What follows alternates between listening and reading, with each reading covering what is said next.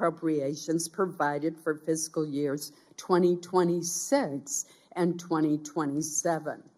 What this means is that this rescissions package, for the most part, has nothing to do with the lengthy list of questionable activities identified by the administration that were paid for with prior year funds. I certainly agree that the taxpayers of the United States should not be paying for things like promoting vegan food in Zambia. However, these and other controversial and questionable projects were the product of the misguided priorities of the Biden administration. Unless the current administration plans to continue these controversial projects that it has identified, which I very much doubt, those projects alone cannot be used to justify the proposed rescissions. I am confident that the Trump administration would not allow this kind of wasteful spending. I do want to note two areas of particular concern to me. The first is the proposed $400 million rescission of funding for the President's Emergency Plan for AIDS Relief, better known as PEPFAR, launched in 2003 by former President George W. Bush. PEPFAR has saved more than 26 million lives and enabled 7.8 million babies to be born HIV-free to mothers living with HIV. This program remains a bipartisan priority of Congress. After years of commitment and stable investment, the finish line is in sight. The United States has the tools to fulfill PEPFAR's mission and get the job done while transitioning HIV/AIDS treatment and prevention to country ownership by the year 2030. Cutting funding now, funding that is aimed at preventing disease transmission, would be extraordinarily ill-advised and short-sighted.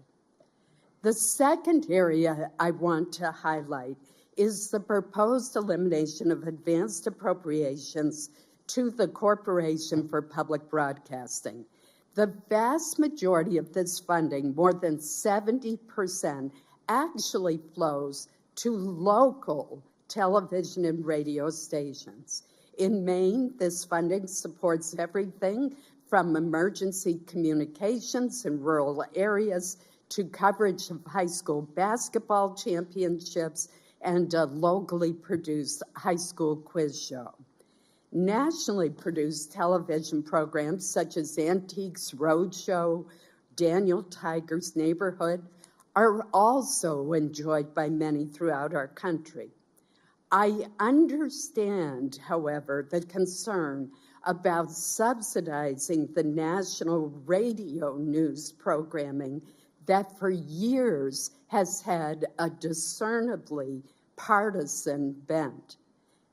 There are, however, more targeted approaches to addressing that bias at NPR than rescinding all of the funding for the Corporation for Public Broadcasting. Before I conclude, I want to point out that this committee conducts significant bipartisan oversight on spending. It is a responsibility that we take seriously.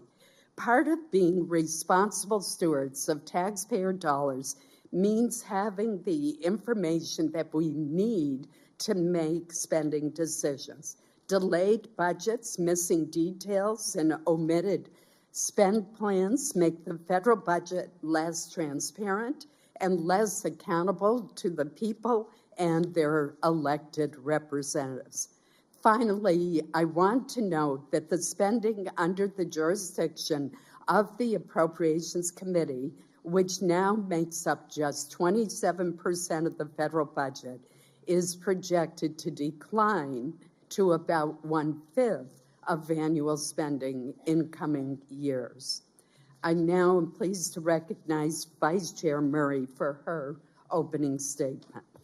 Thank you very much, Chair Collins, and thank you for your leadership in convening this very important hearing, because let's be honest, we are at a crossroads. Right now, this committee is hard at work as we round out our final budget hearings and seek to negotiate bipartisan funding bills. I am pleased with the progress we're making and hope our productive conversations result in bipartisan markups, just as we did in the previous 2 years. After Congress failed to pass full-year bills in the FY25, it is so important that we pass full-year spending bills that deliver the investments that our communities need. And this hearing today asks a very important question. Will Congress stand up and protect its constitutional power of the purse, and will this committee band together to finally say enough is enough and show bipartisanship still matters? Or will we, for the first time ever, pass an entirely partisan rescissions package and jeopardize this bipartisan work? I hate to be blunt, but that is the question that is at the heart of this first rescissions request, which would gut bipartisan investments in foreign assistance, reliable local news, and high-quality educational programming. To my colleagues, after our negotiations are done, sometimes hard-fought negotiations, and we thank each other for the bipartisan effort and tell folks back home what we secured, will we let the president then come in and rip that work to shreds? I certainly hope not, because I am truly proud of the bipartisan work that we do on this committee, and I know all of you are as well. I see how personal it is when you advocate for the research hub in your district or for the upgrades to your local military base, or I hear passionate arguments to rebuild a bridge that your communities rely on or support rural areas that are at risk of being cut off. Or I hear really thoughtful debates from this committee about how we strengthen America's role in the world, support small businesses and farmers and tribes, and respond to disasters. And when that discussion is over, we don't just fund the red states when you have the majority and the blue states when we have the majority. We prioritize programs and projects, no matter where they are, based on what members on both sides advocate for. Do I agree with every item in every spending bill? No. I don't think any member of this committee would say they do. But that is what it means to be a part of a compromise and build bipartisan bills for the good of the country. This is true of every bill we do. Each of us knows we are voting for items that are vital to our colleagues just as much as we are voting for priorities that are vital to all of us. And I have offered to the chair and others in this room to do what this committee has always done: consider bipartisan rescissions in our bills through the annual process, which is the right way to do it. But the partisan package before us today cuts to the very heart of the work we do and the very ability of this committee to do it. None of us would sit here and agree to bipartisan bills knowing their partners were just going to gut that deal with rescissions. I hope each of us thinks about that today. And I hope we will consider the genuine damage these cuts would cause as well. If President Trump and Director Vought get their way and Republicans pass this package, they will not only gut the heart of compromise that this committee is built around, but zero out longstanding bipartisan investments. They will rip away funding that supports over 1,500 local public TV and radio stations. Rural communities will be the hardest hit, not to mention our kids. There is a reason the American people support continuing these investments by a 2-to-1 margin. Local news gives people information relevant to their daily lives, what community events are coming up, how the school board is preparing for the next year, weather and market reports for our farmers, not to mention the emergency alerts when a disaster strikes. When Hurricane Helene battered North Carolina, the local public radio station was the only source of information about the latest developments for many people. Talk to any parent. They will warn you. If Republicans cuts end up canceling free, high-quality programming that is thoughtfully developed to get our kids thinking and to grow their curiosity, there is an alarming amount of low-quality junk to fill that void, content that is instead carefully engineered to keep kids watching and shorten their attention spans. Trump also wants Congress to surrender America's leadership on the world stage with drastic cuts to long-standing bipartisan foreign policy investments this committee has made. Global health programs that protect Americans by stopping infectious diseases before they ever reach our shores. UN treaty obligations that don't just affect America's credibility and leadership, but also counter the Chinese government as it works to increase investments and influence. And investing in humanitarian aid and economic development pays off for our nation by promoting stability and democracy and strengthening key relationships and a lot more. We can debate the scale of our efforts, but stripping this funding out months after enacting it doesn't serve our interests, especially when Director Vought won't specify which bipartisan priorities will be cut. Perhaps the only silver lining of this package is the fact that the administration even bothered to send it and acknowledge our laws and the authority of Congress instead of flagrantly breaking the law, something it has done relentlessly under the directorship of Director Vought. But let's not kid ourselves. This vote does not represent a path back to lawful behavior when Director Vought continues to, as he says, keep all options on the table when it comes to ignoring the law. Every single one of us should be deeply alarmed by the lawless course the administration is charting here, illegally impounding hundreds of billions of dollars, ignoring provisions of our appropriations law, including pulling down the website detailing how they spend taxpayer dollars in direct defiance of the law that requires that, cherry picking what emergency funding would be spent. And let's not forget, we have yet to get a detailed agency spend plans for this fiscal year showing how taxpayer dollars are being spent. Even now, Director Vought is advocating to cut Congress out entirely through the absurdly lawless idea of a pocket rescission. Given that track record, there is no benefit of the doubt the Trump administration gets for coming here. And there is no fixing this package that is a direct threat to continuing our long track record of bipartisan work and holding bipartisan markups this summer. To my colleagues, if we do not reject this rescissions package outright and seriously defend the authority of Congress and work of this committee, we will find very quickly our bills become a lot less important. And our time is consumed by more and more rescission packages to undo the work that we just wrapped up. I really worry in a time when we should be coming together to ensure the safety, economic growth, and security of this country. Instead, we will race forward with rescission package after rescission package.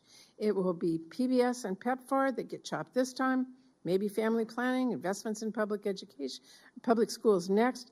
But, you know, I think we are all proud to be on this committee, on this Appropriations Committee. This is a powerful role where we can do a lot of good for our communities, but it is not powerful just because. That power comes from our ability to work together to write bills that actually become law, and our willingness to assert our authority so those bills are enacted as intended. If we choose to ignore that, if we fail to defend that, this committee can and will lose its power, and we are getting perilously close to that line. When I first came to Congress, when I first sought and asked to join this committee for all the reasons all of you joined this committee, one of the hot button issues at that time was the line item veto. President Clinton was seeking to have it. And Chairman Byrd and this committee were organizing against it together. I was asked, should a Democratic Senate help a Democratic president rip up the bills it worked to pass, and I said no. That is not how this should work. I wanted to be on this committee to help my state, my constituents, not to weaken or surrender those responsibilities to any president. I hope my colleagues understand that is as true for me today as it was then. And if my colleagues agree, which I believe many do, then the course we need to take is clear. We have to reject this package outright and then focus squarely on the job in front of us, writing bipartisan bills for FY26. In the regular course of writing our bills, we can and we will consider whether there are targeted rescissions we can agree on, just as we always do. But we must have that conversation together. If our funding bills must be bipartisan, then our funding cuts have to be as well. Otherwise, the entire appropriations process will break down. So I am very pleased today to have this opportunity to discuss why these cuts would be harmful to our communities, but I really want all of my colleagues to fully appreciate why opening this door, even a crack, would be very harmful to this committee and to Congress as well, and what it would mean for the work we all hope to do together. Thank you. We now turn to our first panel of witnesses. Our colleague from Missouri, Senator Schmidt, introduced the rescission legislation in response to the President's June 3rd special message. We're very happy to have you with us today, and please proceed with your testimony. Thank you, Senator. Thank you, Chair Collins, Vice Chair Murray, friends and colleagues on the Appropriations Committee. Thank you for the opportunity to speak to you today about this administration's rescissions request. I'm pleased to join Director Vought to discuss why the Senate should urgently consider this $9.4 billion package. In early June, the President transmitted a special message triggering a 45-day review by Congress of specific appropriations made in fiscal year 2025. President Trump tasked Director Vought and his team to begin to thorough scrub of federal programs to ensure they align with the clear mandate to limit waste, fraud, and abuse. That mandate, received by all of us from voters in November of 2024, was to shrink government, to shrink Washington. And part of that means asking tough questions regarding the perceived partisan leanings of government entities that should otherwise be apolitical. These questions should be followed up with action, which is why taxpayer-funded entities such as NPR and PBS should be scrutinized. While the Corporation for Public Broadcasting is legally mandated to be non-political in nature and not, quote, contribute to or otherwise support any political party, end quote, the data shows something entirely different. Research shows that congressional Republicans faced 85% negative coverage compared to 54% positive coverage of congressional Democrats on PBS's flagship news program. And of course, there's NPR, a left-leaning news source that refused to cover the Hunter Biden laptop cover-up, simply stating that they, quote, don't want to waste our time on stories that are not really stories and do not want to waste the listeners' and readers' time on stories that are just distractions, end quote. It is worth noting that Congress isn't the only payer for entities under the Corporation for Public Broadcasting umbrella. Most are largely funded and sustained by hundreds of millions of private dollars through donors, corporate sponsors, foundations, and state and local governments. Furthermore, and for those who've expressed concern, by moving forward with this rescission, the Corporation for Public Broadcasting accounts would be not touched in, as the chair mentioned, for fiscal year 2025. In fact, for the last 50 years, Congress has provided 2-year advanced appropriations to the Corporation for Public Broadcasting to help facilitate long-term programming decisions for stations. The rescissions we're discussing for the Corporation for Public Broadcasting are not for FY25. For Corporation for Public Broadcasting, this would reduce funding for FY26 and FY27. Entities who receive funding under the Corporation for Public Broadcasting have time to readjust their budgets and plan accordingly. For foreign aid, the President's rescission package leaves intact a significant amount of funding for PEPFAR, something I'm aware that many members on this committee care deeply about. We can and should have a broader debate about our role, but for the purposes of this rescission package, These cuts are surgical and specifically preserve life-saving assistance. In fact, this program will continue to allow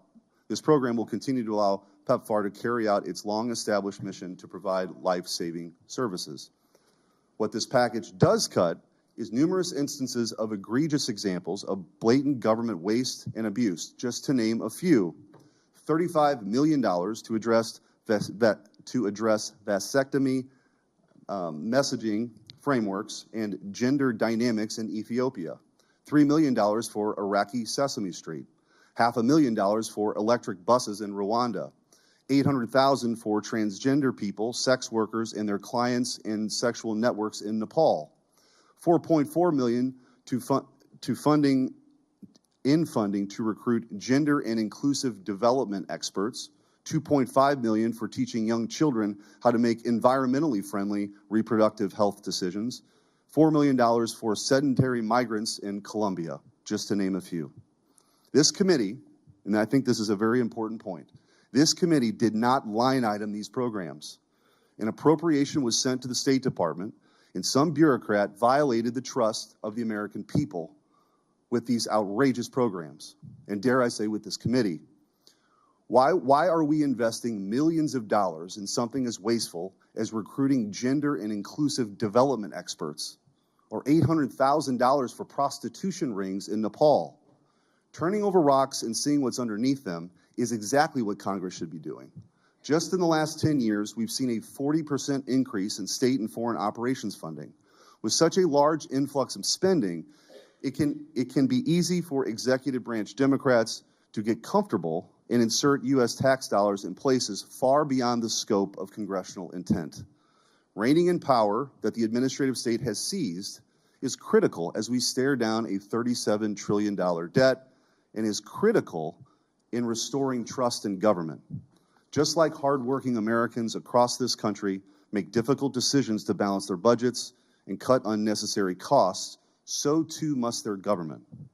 We owe it to the people we serve to be responsible stewards of their hard-earned tax dollars. That's why I support this rescissions package and request from President Trump.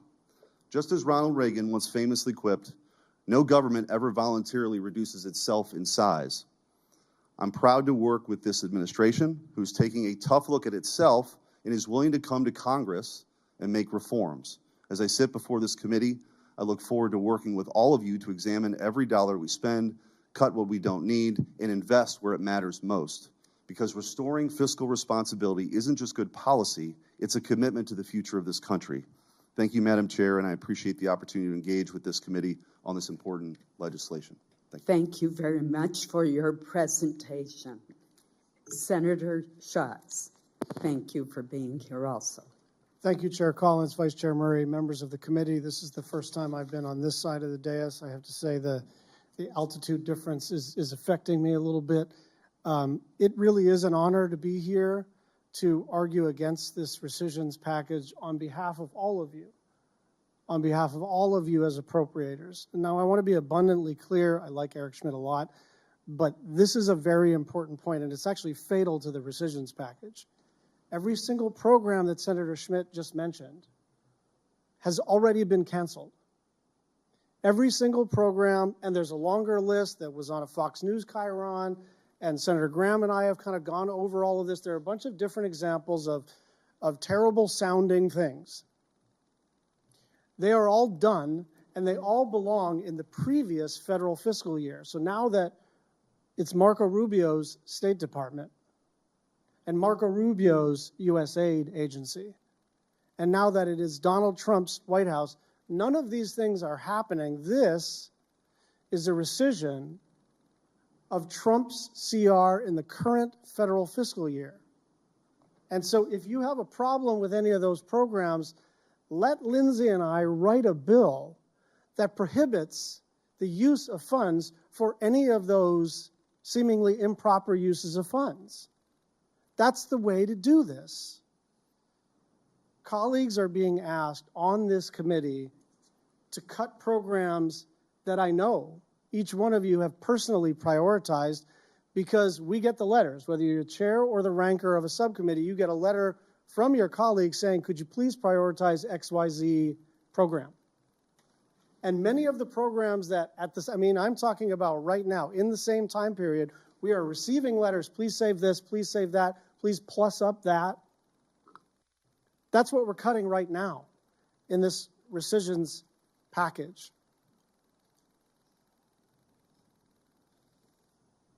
We do not have to spend foreign assistance dollars in the same way that we always have been spending foreign assistance dollars. There's plenty of room for reform. You're pushing on an open door. And in fact, the administration has it until the end of next year. This is 2-year money. There's no rush on this. This is 2-year money to align this funding with its new priorities.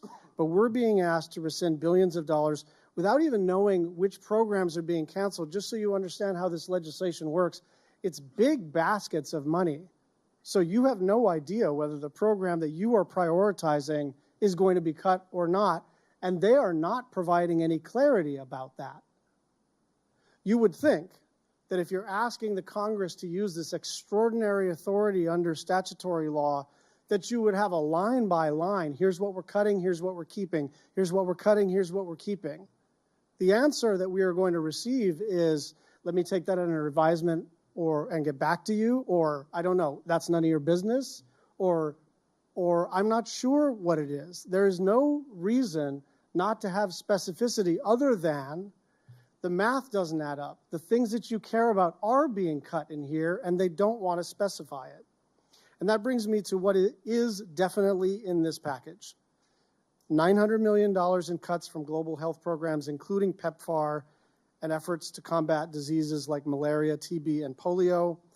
$1.3 billion in cuts to humanitarian assistance, which save lives, provide food and shelter and water, and support victims of sexual assault. And $4.6 billion in cuts to economic development assistance to key partners, whether it's Jordan with increasing regional tension, the Philippines as it counters Chinese aggression, the Burmese opposition, or Ukraine.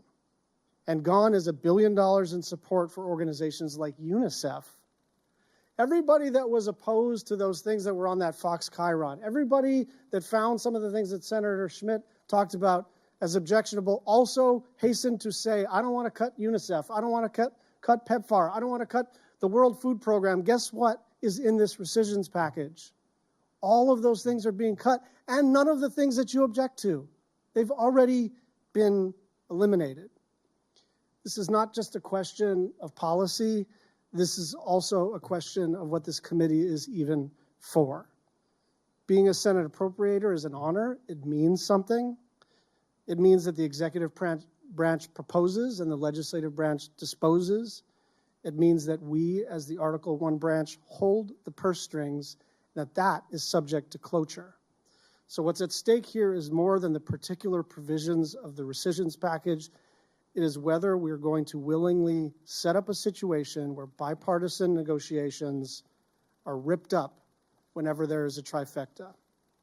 If that's what you want, I think you should vote yes. But if you want to preserve your prerogative for yourself, for your home state, and for this institution, then this is not a particularly close call. Why be an appropriator and just turn around and surrender your authority?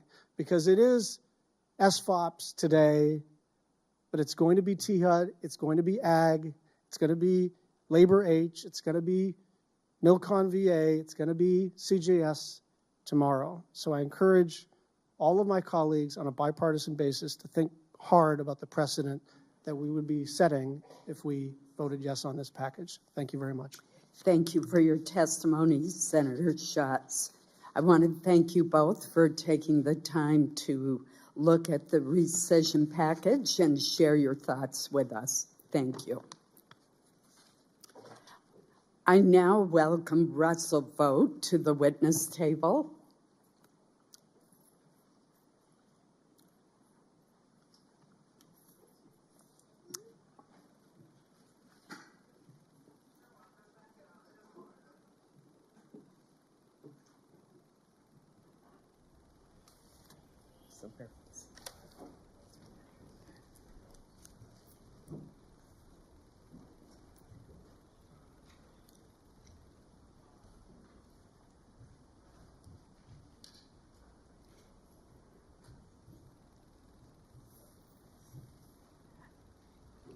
Mr. Vought is the Director of the Office of Management and Budget. Director Vought previously served in the same position during the first Trump administration. Director Vought, you're welcome to make an opening statement at this time. Thank you, Chair Collins. Chair Collins, Vice Chair Murray, thank you for having me here today.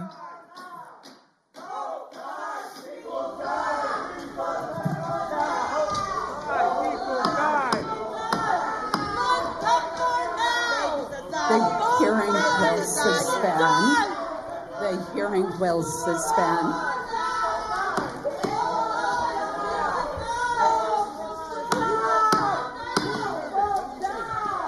Vote lies, people die.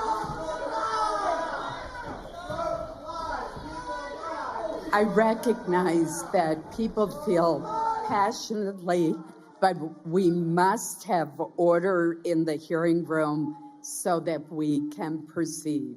And if anyone else is thinking of trying to disrupt this hearing, you will be removed from the hearing room by the Capitol Police if you choose to do so. I think it's important that we allow the American people to hear from our witnesses and their senators. And I appreciate the Capitol Police for their calm and professional manner. If we could shut the door, please. Mr. Vought, please proceed. Thank you. I'm here to testify on the administration's $9.4 billion rescissions package. This package reflects the Trump administration's steadfast commitment to cutting wasteful federal spending, antithetical to American interests, and correcting our fiscal trajectory. Over the past 5 months, members of this body and the House of Representatives have consistently requested that the administration send a rescissions package to codify the work of DOGE into law. The House of Representatives recently passed this package in full, and it is critical the Senate swiftly do the same. The rescissions package is not a new one, though it has fallen into disuse over the past 2 decades. Every president, from Gerald Ford through Bill Clinton, successfully rescinded funds. Rescissions were often bipartisan and were once a regular feature of the budget process. In fact, in the past 42 years, only 3 presidents have not proposed rescissions to Congress. Today, I sit before you as the first White House official to testify on a rescissions package in decades, if not ever, to explain the proposal and demonstrate the administration's commitment to reining in federal spending. The package the Senate will soon consider was carefully crafted with input from Congress to cut funding the American people find wholly objectionable. The proposal would rescind $1.1 billion in funding to the Corporation for Public Broadcasting, which has funded a politically biased public media system that has promoted radical and divisive ideologies at the American taxpayers' expense. Republicans have campaigned on cutting funding for NPR and PBS for decades, and with good reason. Many members of this body have made the case eloquently, and the leadership of NPR's own actions and testimony have left no doubt as to their agenda. There is no longer any excuse for tax dollars to subsidize these radical far-left networks. If you would like to donate to them on your own, you are more than welcome to do so as a taxpayer, but taxpayers should no longer be forced to foot the bill. The proposal would also rescind $8.3 billion in funding for the State Department, USAID, and other foreign aid that has been used to advance left-wing causes abroad to the detriment of the recipient nations and our own. It is critical that this body and the American people writ large understand that many foreign aid programs use benevolent-sounding titles to hide truly appalling activity that is not in line with American interest. For example, under the guise of so-called preventative care within PEPFAR program, Americans have been funding the following: $5.5 million to LGBTQ advocacy in Uganda, $800,000 for transgender people, sex workers, and their clients in Nepal, $3.6 for LGBTQ activism, free training in pastry cooking, psychosocial counseling, a cyber cafe, and the dance focus groups for male prostitutes in Haiti, and $1.1 million to produce Gender Transformation in Diverse Social and Behavior Change report, which advocates, again, quote, gender blindness. Most Americans would be shocked and appalled to learn that their tax dollars, money they thought was going to medical care, was actually going to far-left activism, population control, and sex workers. To be clear, no life-saving treatment will be impacted by this rescissions package. Anyone currently receiving life-saving treatment will continue to receive that treatment. In fact, over $16 billion worth of global health funding will remain after the rescission, nearly $10 billion of which is dedicated to PEPFAR alone. This will take 2 to 3 years to spend out. And of course, this is after the U.S. has provided $120 billion through this program, or over $6 billion each year since its creation. We're now up to $10 billion per year. At $37 trillion in debt, can we not pull back $400 million? Other examples of the type of spending proposed for rescissions are almost comically wasteful. For example, complex crisis funding money went to voter ID in Haiti. Development assistance funding has been used for net zero cities in Mexico, electric buses in Rwanda, and critic powder in Madagascar. Global health money went to the International Planned Parenthood Foundation and UNFPA. IECA funding went to social media mentorship in Serbia and Belarus. The Clean Technology Fund was used for wind farms in Ukraine. The list goes on. The American people didn't fund this. They didn't intend to, at least. They didn't vote to continue the Washington status quo. The entire federal government must be responsible with each taxpayer dollar that comes to Washington. The American people voted for change. President Trump stands ready to put our fiscal house back in order and put the American taxpayer first. A vote for rescissions is a vote to show that the United States Senate is serious about getting our fiscal house in order. I hope that the Senate will join us in that fight. I look forward to answering your questions. Thank you, Director.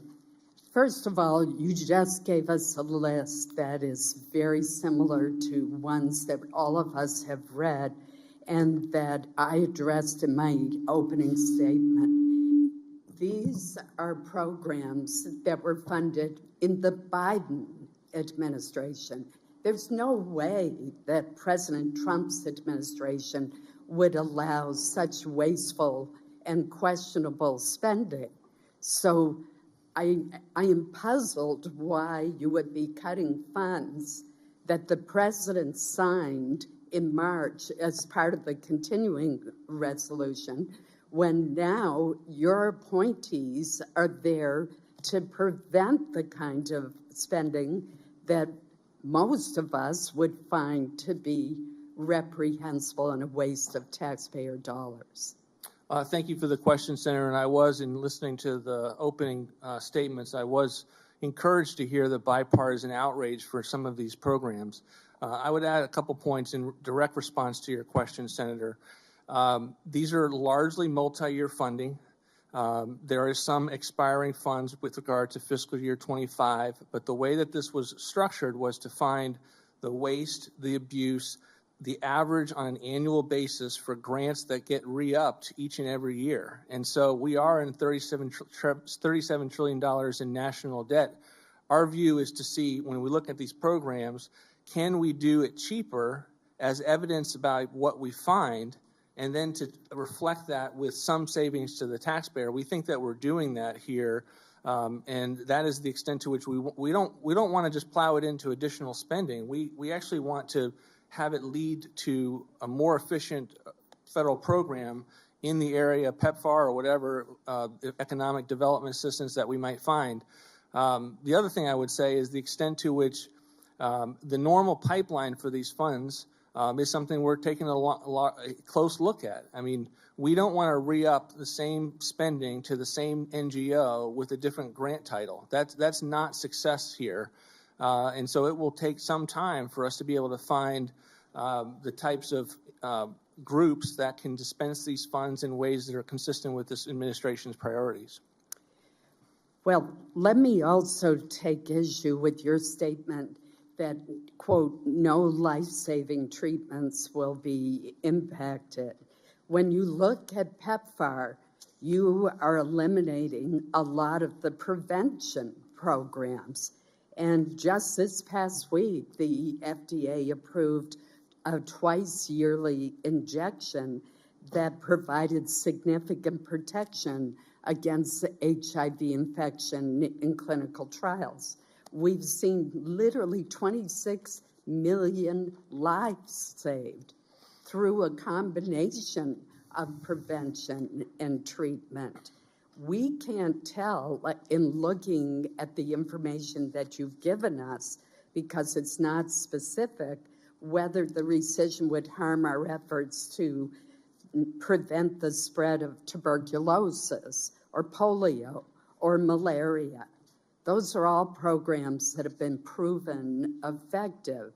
I'm particularly concerned also about what the impact would be on the maternal and child health programs. We can't tell, but we do know that important food supplements, the ready-to-use therapeutic food that I'm showing you right here, which is peanut butter-based but greatly enriched, have saved the lives of premature babies and malnourished children. We know that these prenatal vitamins have allowed impoverished mothers in Africa to safely deliver healthy children. These are not only the right thing to do for humanitarian reasons, but they're incredible instruments of soft power. So let me ask a specific question. Does your rescissions package cut the life-saving multivitamins for pregnant mothers and the food supplement that's used for malnourished children?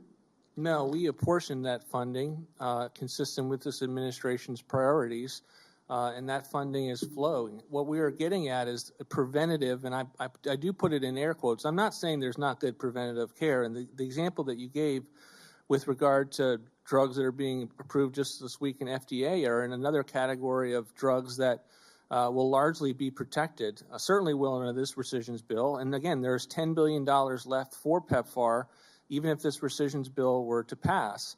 What we're getting at is the extent to which we have identified in literally every program. Part of the exercise here is that all of these programs are in some respects in the dock because we have identified the extent to which all of them are funding liberal NGOs doing activities that the American people wouldn't support. And that just because they're in the PEPFAR account shouldn't make them immune for a rescission.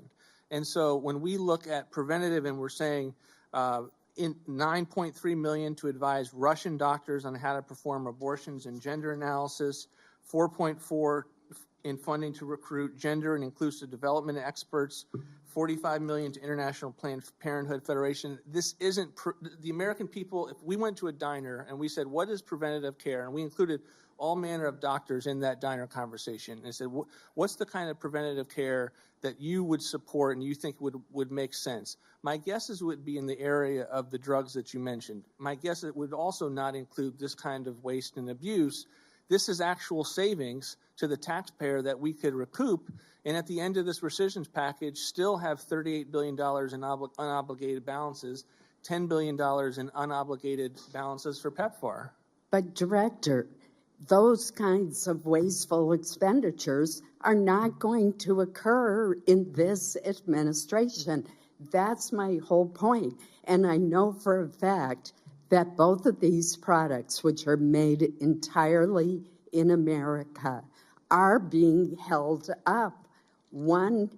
This peanut butter-based supplement is in a warehouse, and there's worried by the private foundations that are contributing to the undertaking of this program that they're going to expire because they can't get the federal funding to distribute them.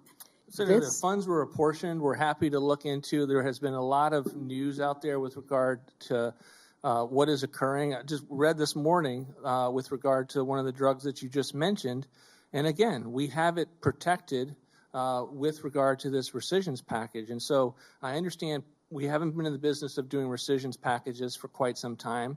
We're getting those muscle memories going again, but we can work with Congress to make sure these types of things are protected on an ongoing basis. But I do believe it's important to have a reflection on the fact that if you find savings, and you know that that generally occurs on an annual grant by grant process annually, can you rescind that money in such a way that we actually get something for it? And I am worried, Senator, about the extent to which if we just have the same amount of money that's there annually, and you just say it's got to go, that you are putting massive pressure on the bureaucracy to get it out the door to the same NGOs that we are now here to deal with the extent to which they have been wasting the American people's hard-earned tax dollars. And I am concerned about that. Senator Murray. If you don't mind, just one point of clarification. The stuff you read, did that come from PEPFAR? Yes. Okay. Thank you. When I cut a deal with Chair Collins or Senator Graham or any of my Republican colleagues, there may be parts of it I do not like or they do not like, but we know what we agreed to and passed into law is something we can count on. And that is absolutely essential to getting the 60 votes to make this appropriations process work. But what we are here today talking about is one party rescinding funding provided with 60 votes with just a simple majority. And if that becomes the new normal for how this body operates, that is going to make our appropriations bills extremely hard to negotiate. So as we consider this package, this committee deserves to understand the whole picture of this administration's plans before making a decision on this request. So if this package passes, do you intend to send more rescission requests to Congress? Senator, that's up to the president. It's certainly an option. It's an option that I've stated publicly that we will strongly consider, but that's up to the president. And it's, we will take that on a week-by-week basis. But there is more, honestly, than $9.4 billion that we've identified. There's $163 billion in fiscal year 26 that we have identified for less spending than So these prior are bills budgets. that this committee approved on a bipartisan basis. How many packages are you talking about, and what are they?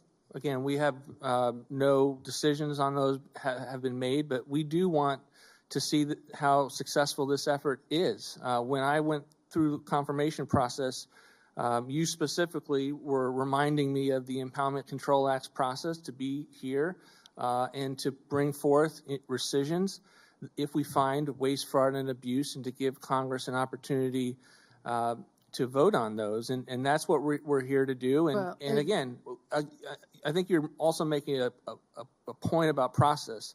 From Gerald Ford to Bill Clinton, it was totally normal for the appropriations process Correct, to and consider I will just rescissions. remind all of us that the Appropriations Committee worked on those in a bipartisan way. They were not partisan packages that were sent up. So what I'm hearing you answer me is that there will be more. You don't know how many more, but there will be more. So this committee and this Congress could spend a lot of time going forward on requests for cuts if this package passes. Director Vought, when asked about this request, you have said that no matter how Congress acts on this request, impoundment is still, quote, on the table. And in an acknowledgement of how unpopular your cuts to bipartisan priorities are, you even publicly said you may well try to do an end run around Congress by requesting rescissions in the last 45 days of the fiscal year, and then pretending that even if Congress fails to approve them, you can rescind those funds anyway. So let me tell you, that is not how the law works. The president does not have a line item veto, much less a retroactive line item veto. Your notion of this pocket rescission defies common sense and, by the way, the plain text of the law. Director Vought, will you commit to this committee that you will not attempt to do an end run around Congress with this so-called pocket rescission, something members on both sides of this dais have made clear is outright illegal? Senator, there's a lot of mischaracterizations into my previous comments. I would just say that we believe that we have, under the law, numerous options with regard to how to achieve savings, including rescissions that are timed at the end of the fiscal year. General Accounting Office has articulated that earlier in the life of the This should Impoundment be a Control yes Act. or no, and what I hear you is all kinds of word salad to make sure that you are letting us know that you intend to do things that are outside the intent of the law. And it has also been reported that you are considering sending Congress a massive deferral package under the ICA in an attempt to run out the clock and avoid legal scrutiny of this administration's illegal freeze before ultimately impounding the funds at the end of the fiscal year. Can you commit to this committee that there will be no deferral package? We certainly are aware of the deferral provisions in the Impoundment Control Act. There are specific statutory requirements there that if we are in a situation where funds may meet those definitions, they are certainly on the table. But again, we have made no decisions. The president has not made any decisions with regard to those different tools that exist. And so I'm here to talk about one package. There's been one decision on one package, $9.4 billion. Director Vought, I just want to be clear to all of us about what's going on here. You are actually telling Congress, in total disregard for Congress's Article I powers, that you and the president will just impound or rescind funds that you don't agree with on your own. And Congress, I will say to all of my committees, should not stand that from this president or any president in the future. And I think that's really important as we consider this. Quickly, Director Vought, to justify the $8.3 billion you propose in foreign assistance, you've argued that these funds were used by the Biden administration for woke programs or things not aligned to Trump priorities. That's not how this works. Whatever the Biden administration may or may not have done, most of what you are proposing, as has been talked about here, to rescind is Congress provided this administration in the FY25 CR, the same CR that President Trump signed into law in March. And while Congress has provided instructions for target countries and sectors and purposes, this administration has flexibility to determine how best to meet those bipartisan objectives. So you are waving around a tiny cherry-picked list of past initiatives funded by those accounts. It's irrelevant when the simple fact that you and this administration now determine how those funds are being provided by Congress and are specifically put to use. And yet, conveniently, you have not spelled out for this committee and the public what you plan to cut if this package passes, even if you ask us to vote on it. So will you tell us specifically, I'm asking you two questions, tell us specifically which global health programs, malaria, TB, polio, funding for Gavi, are you going to cut? Again, we have two main reductions in global health. Can you tell us specifically? We have on any of those $500 today? million for family planning and $400 million to PEPFAR. But you're not going to tell us which programs. Okay. Will you tell us specifically where the Philippines, Pacific Islands, Jordan, you're planning to undermine American interests? Of course not. We've been very clear in all of the administration's priorities that all of our commitments with regard to Jordan and Egypt are maintained. Again, we have looked at My time ways. is out, but I assume you're unwilling to share which humanitarian crisis this administration plans to walk away with, which is what we would be voting on, and that is critical information. Senator, there's no difference between how we've constructed the rescissions based on how you all, when you send the original bills up in terms of the allotment account. And I just would like to say this because it's my first time with the Appropriations Committee. I don't think there's a more important principle than the notion of the congressional appropriations power in ensuring that federal agencies cannot spend without an appropriation from Congress. I think that is paramount. It's linked with the Anti-Deficiency Act, which is one of the most important statutes that we are the ones that work on at OMB. And so I think that the extent to which that is understood properly for the record is something that I want to make sure I had an opportunity to say. Thank you. Senator McConnell, and my thanks to Senator Hyde-Smith. Senator McConnell, you're recognized. Yeah.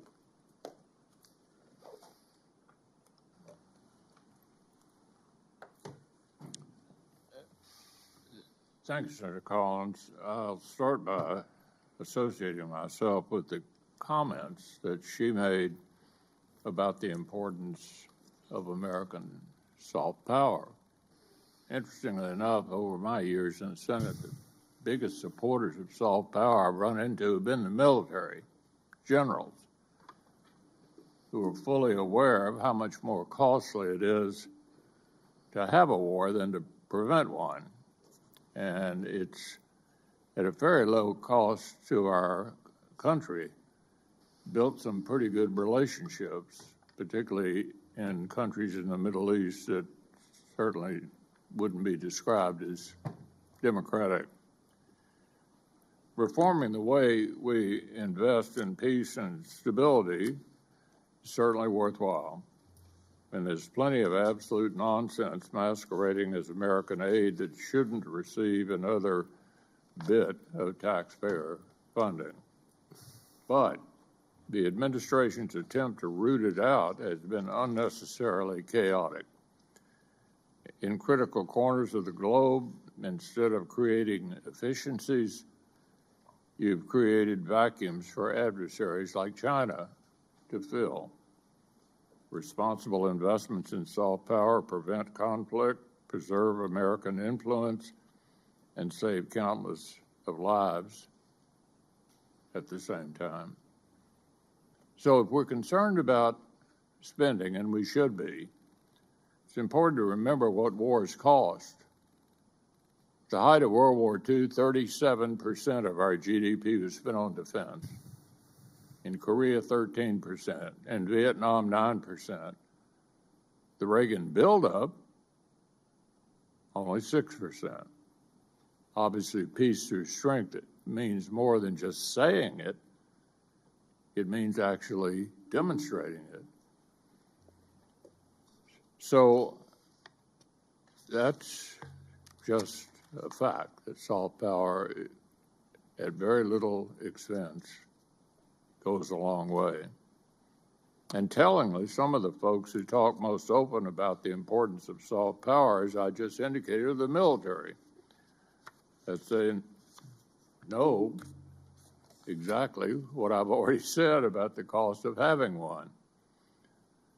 I welcome the President's intention to restore American hard power. His repeated commitments to strengthen the military signaled that he understood this, like President Reagan, that peace through strength really has to be more than a slogan. Likewise, his authorization of this weekend's strikes over the objections of isolationists who downplay the threat of nuclear Iran was another indication in the right direction. But the administration's approach to funding the Department of Defense calls into question the ability to keep those campaign promises. A continuing resolution that forces the department to meet today's requirements with yesterday's dollars, a base budget request that fails to keep pace with inflation, let alone the pacing threat of China, and a reconciliation lump sum crowded with priorities that require stable annual appropriations. Our colleague Chairman Wicker and his House counterpart had hoped that reconciliation would be a one-time injection on top of a growing base budget, not a shell game, to avoid making the sort of annual investments we begged your Democratic predecessors to make. I share this concern. We need sustained annual growth to meet the growing threats facing our country. At your confirmation hearing earlier this year, you said we have to use taxpayer dollars wisely.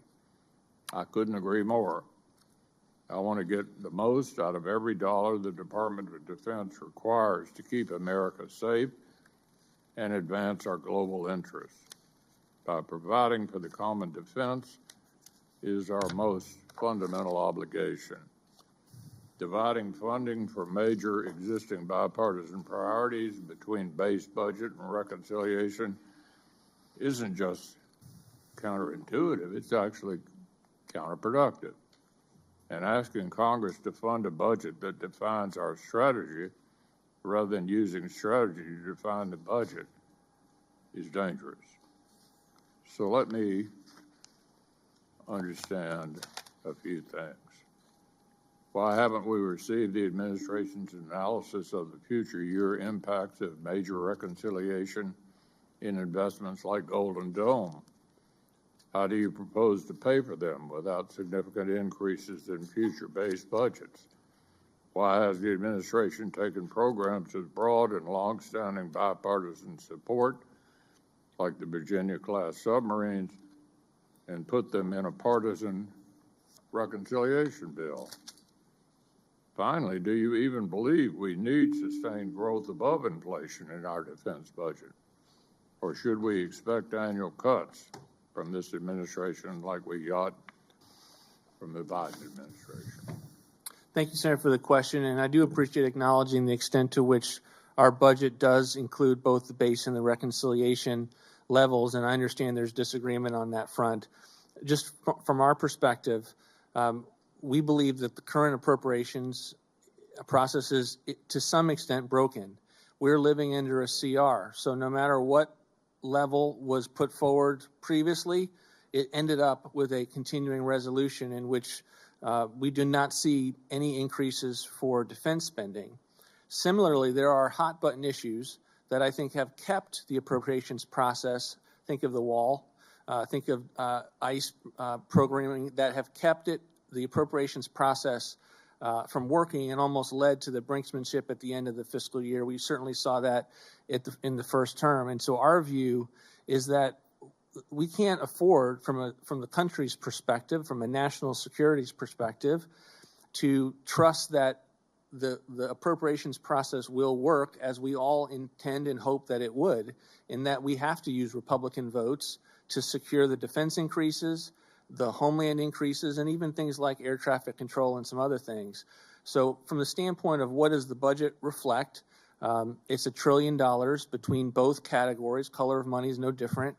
And it will grow with inflation, which is not abnormal for the types of assumptions put in a FYDP. It is not the full FYDP.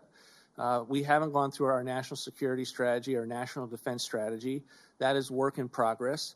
But what we have been very clear about, and I will continue to be clear, is that when we do a fiscal year 27 budget, we will make an allocation for discretionary that could fill the gap. Right now it's in an account that gives us the strategic decision to put it in a potential second reconciliation package or to do it through the discretionary process. But we believe it is vital that we get the $1 trillion in defense spending, that we get the border funding done, and that we don't put ourselves in a situation where we either are relying on a continuing resolution or in a situation where we have to accept a massive omnibus bill that contains things the administration doesn't support. We want the appropriations process to work. I actually think that this will lead to easier time bill by bill, where you've gotten some of the hot button issues out, but we'll see. But that is our intent,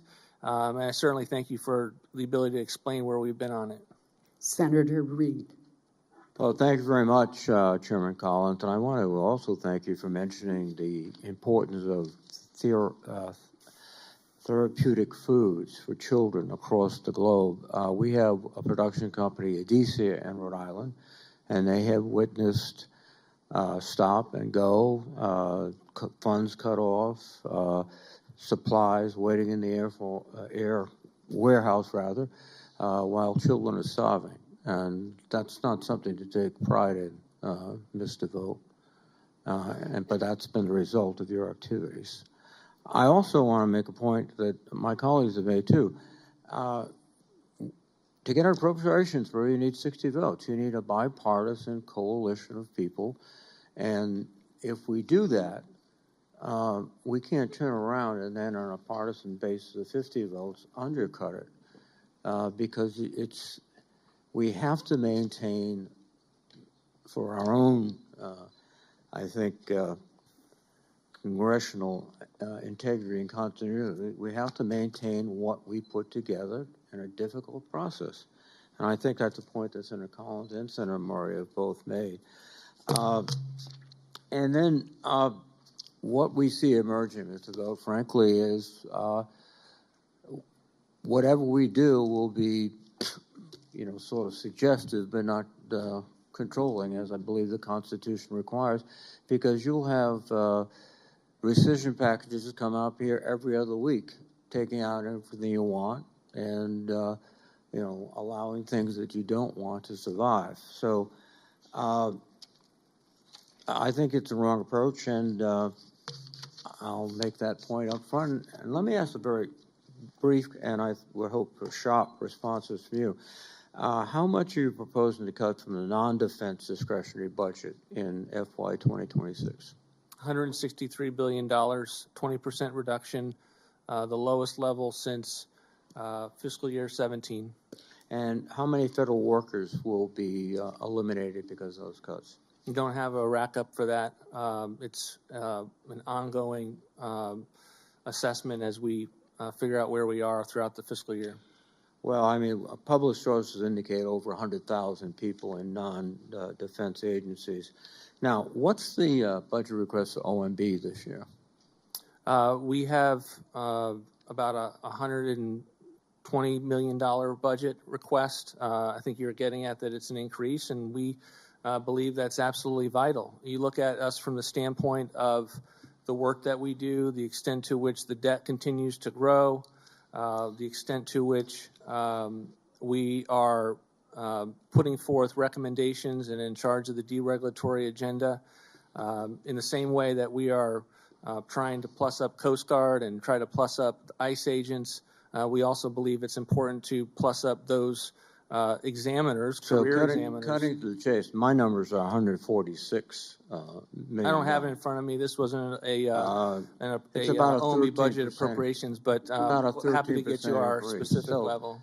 You're here telling us we have to cut all these programs, while at the same time we have to significantly increase the budget of OMB, adding 20 full-time employees while we cut hundreds of thousands from the rest of the government.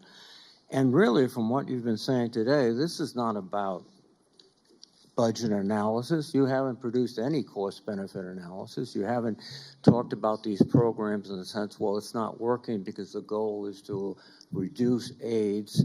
No, it's ideological. It's your preferences that you're imposing upon this government. And the whole essence of Congress is we come together to represent the entire American population and work it out, argue a lot, but that's the process. And it's just ironic that you're building a backroom empire in OMB as you decry that constantly in the public sphere. I think it's a now. Let me. Fine. Because time is low. You are running the Consumer Financial Protection Bureau, correct?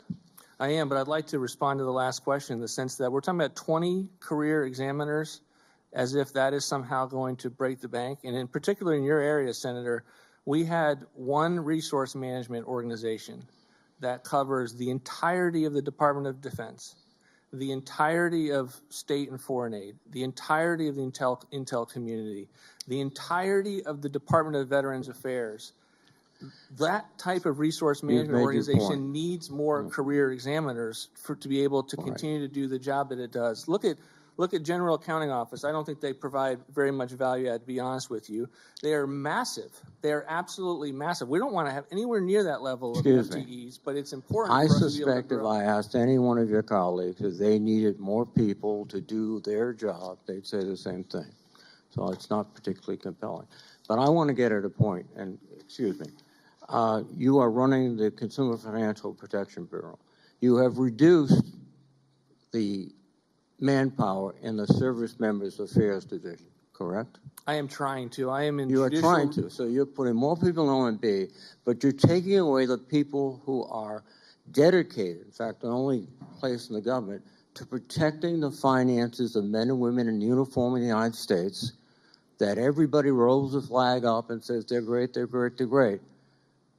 But when they're taken advantage of by multiple companies, you've taken away the people that are going to fight for them. Senator, that's actually not true. I specifically made military lending a priority in the enforcement guidance that I put out. I am trying to reduce the overall footprint of the agency. I'm in judicial receivership where I can't even cancel a contract, let alone do a reduction in force, because I have to go and litigate this in district court. We are waiting on that opinion. Hopefully that will be coming soon to see how I might be able to answer your question specifically as to the number of employees that will result in the enforcement division. But we ultimately believe that the Consumer Protection Bureau has not actually protected consumers. And I will tell you, as we have delved deep, we have found the extent to which these examiners have gone out and tried to weaponize the agencies against hardworking Americans across the country.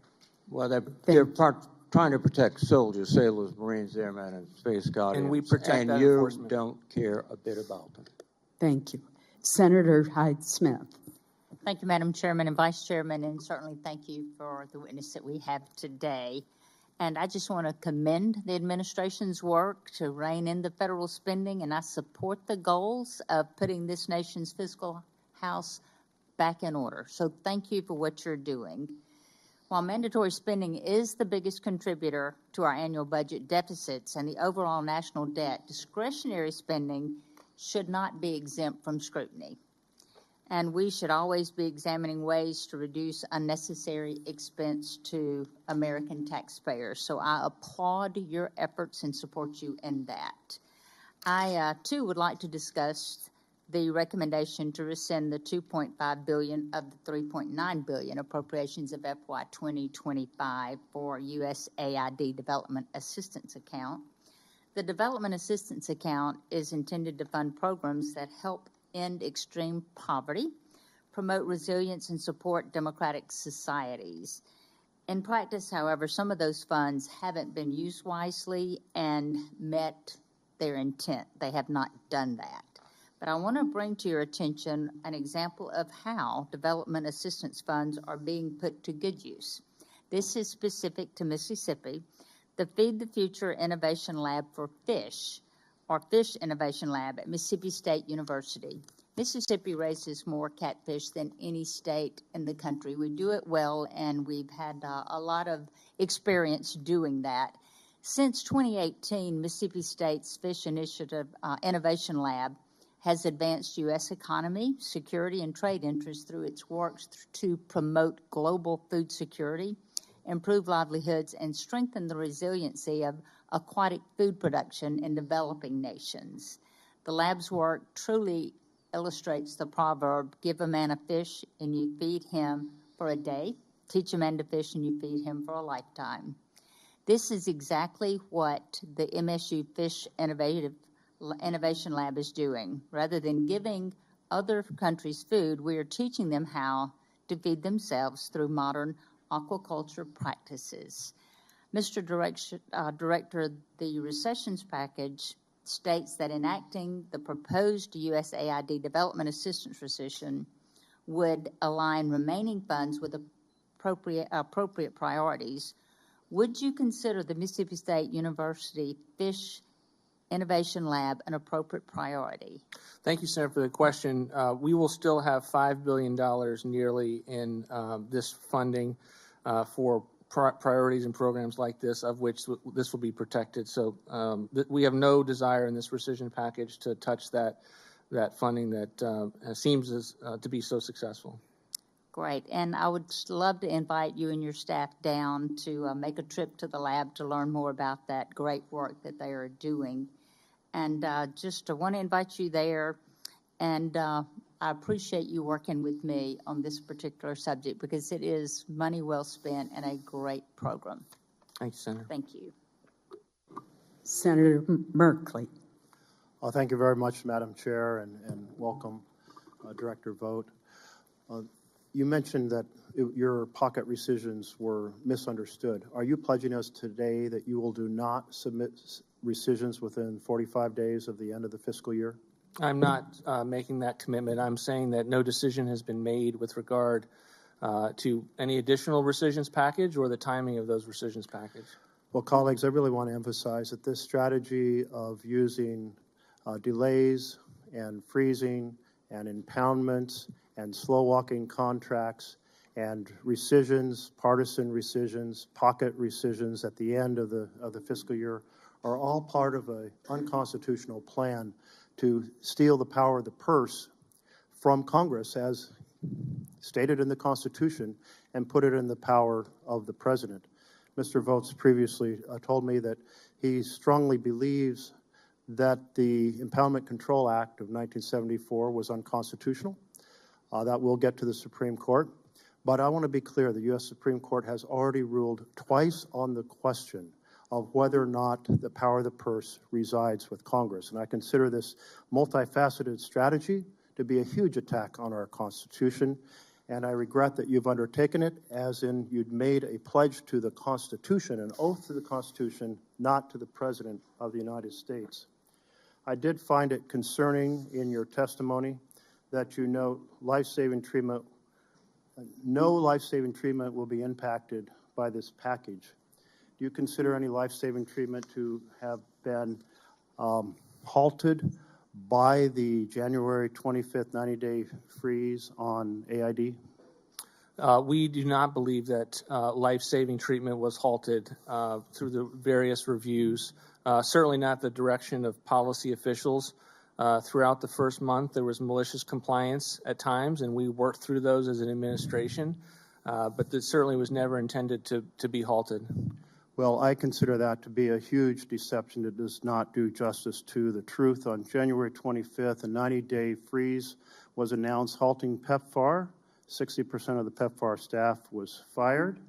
Rubio announced that he was ending 5,200 of the 6,200 U.S. AID programs. He then announced that 82% of USAID program was being shut down, and the remaining 18% would be transferred to the State Department. This resulted in a sudden collapse of malnutrition programs, tuberculosis programs, malaria programs, AID and HIV programs, and Boston University has put together a tracker of the impact of this sudden shutdown of these programs around the world. Let's review the child death count from the Boston University School of Public Health tracking of the impact of your shutdowns. 77,000 children have died up to today, their estimate, from pneumonia as a result of the shutdowns. 70,000 children have died from malnutrition. 59,000 have died from diarrhea. 33,000 have died from malaria. 7,000 infants have died from HIV, plus 118,000 adults.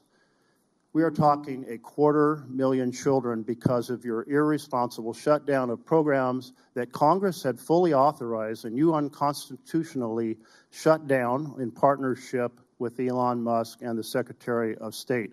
How do you feel about being responsible for hundreds of thousands of children dying because of your sudden interruption in these key programs? I reject the assertion. I'm happy to take a look at the tracker that you describe. Every administration has the ability to do a programmatic review when they come into office. In fact, that was articulated earlier by one of your colleagues, the extent to which new administrations come in with new spending priorities. That's what we were doing. There was great malicious compliance with regard to the funding halt that you're referring to. I find your response both ignorant and callous, and the interruption of these programs was carefully detailed by Secretary Rubio. Elon Musk addressed them as well. When I asked Rubio here in the Senate about whether it was Elon Musk that drove these shutdowns, he said no. He had personally reviewed these contracts himself and his own statements about shutting down 5,200 of these programs. For you to come before this body and say that this vast shutdown of 82% of what USAID had no impact on human life just shows that you chose to make decisions totally out of sync with the Constitution. You were plenty welcome to put forward a budget for the next year. You were plenty welcome to veto any bill that we passed in the House and Senate. You could use your influence in all kinds of ways in the future, but you chose to shut down programs in the middle that have resulted in hundreds of thousands of children dying in the last few months. I find that abhorrent, and few Americans have ever had such a devastating and disasterly impact I would ask that members refrain from personal insults and stick to the issues. Senator Britt. Thank you, Madam Chair. I'm going to give you an opportunity to respond to that. I want to start, though, with discussions about the rescission memo that you sent on June 3rd. It seeks to eliminate $8.3 million in foreign aid. Some of the examples that I saw in that were $5.1 million to strengthen the, quote, resiliency of lesbian, gay, bisexual, transgender, intersex, and queer global movements, $833,000 for services for transgender people, sex workers, and their clients for sexual networks in Nepal. I saw $4.6 million for social inclusion, $18 million for improving gender diversity in the Mexican street lighting industry. I could go on and on and on. Look, when Americans work hard and they send their tax dollars here to Washington, D.C., we have a responsibility to use those wisely. It is my belief that Americans have a deep desire to help people all across this globe, help people that are in need. But I don't think anyone expects us to have an ideology that has been driven into these dollars that we are trying to push all across the country, and that is exactly what this is doing.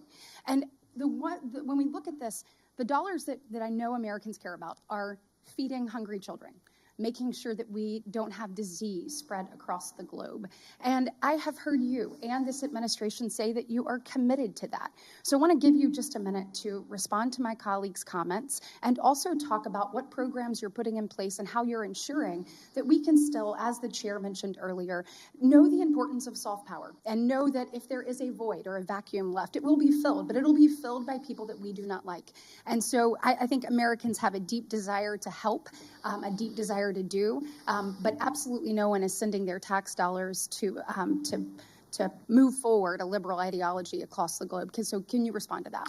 Yes, thank you, Senator. I think it's a great opportunity to just articulate, and also in conjunction with Senator McConnell's question, this is not a fade on soft power. This is a fade on waste, fraud, and abuse, and it's a fade on the extent to which it's not just wasteful. It's not just wasteful to the taxpayer. It's bad foreign policy.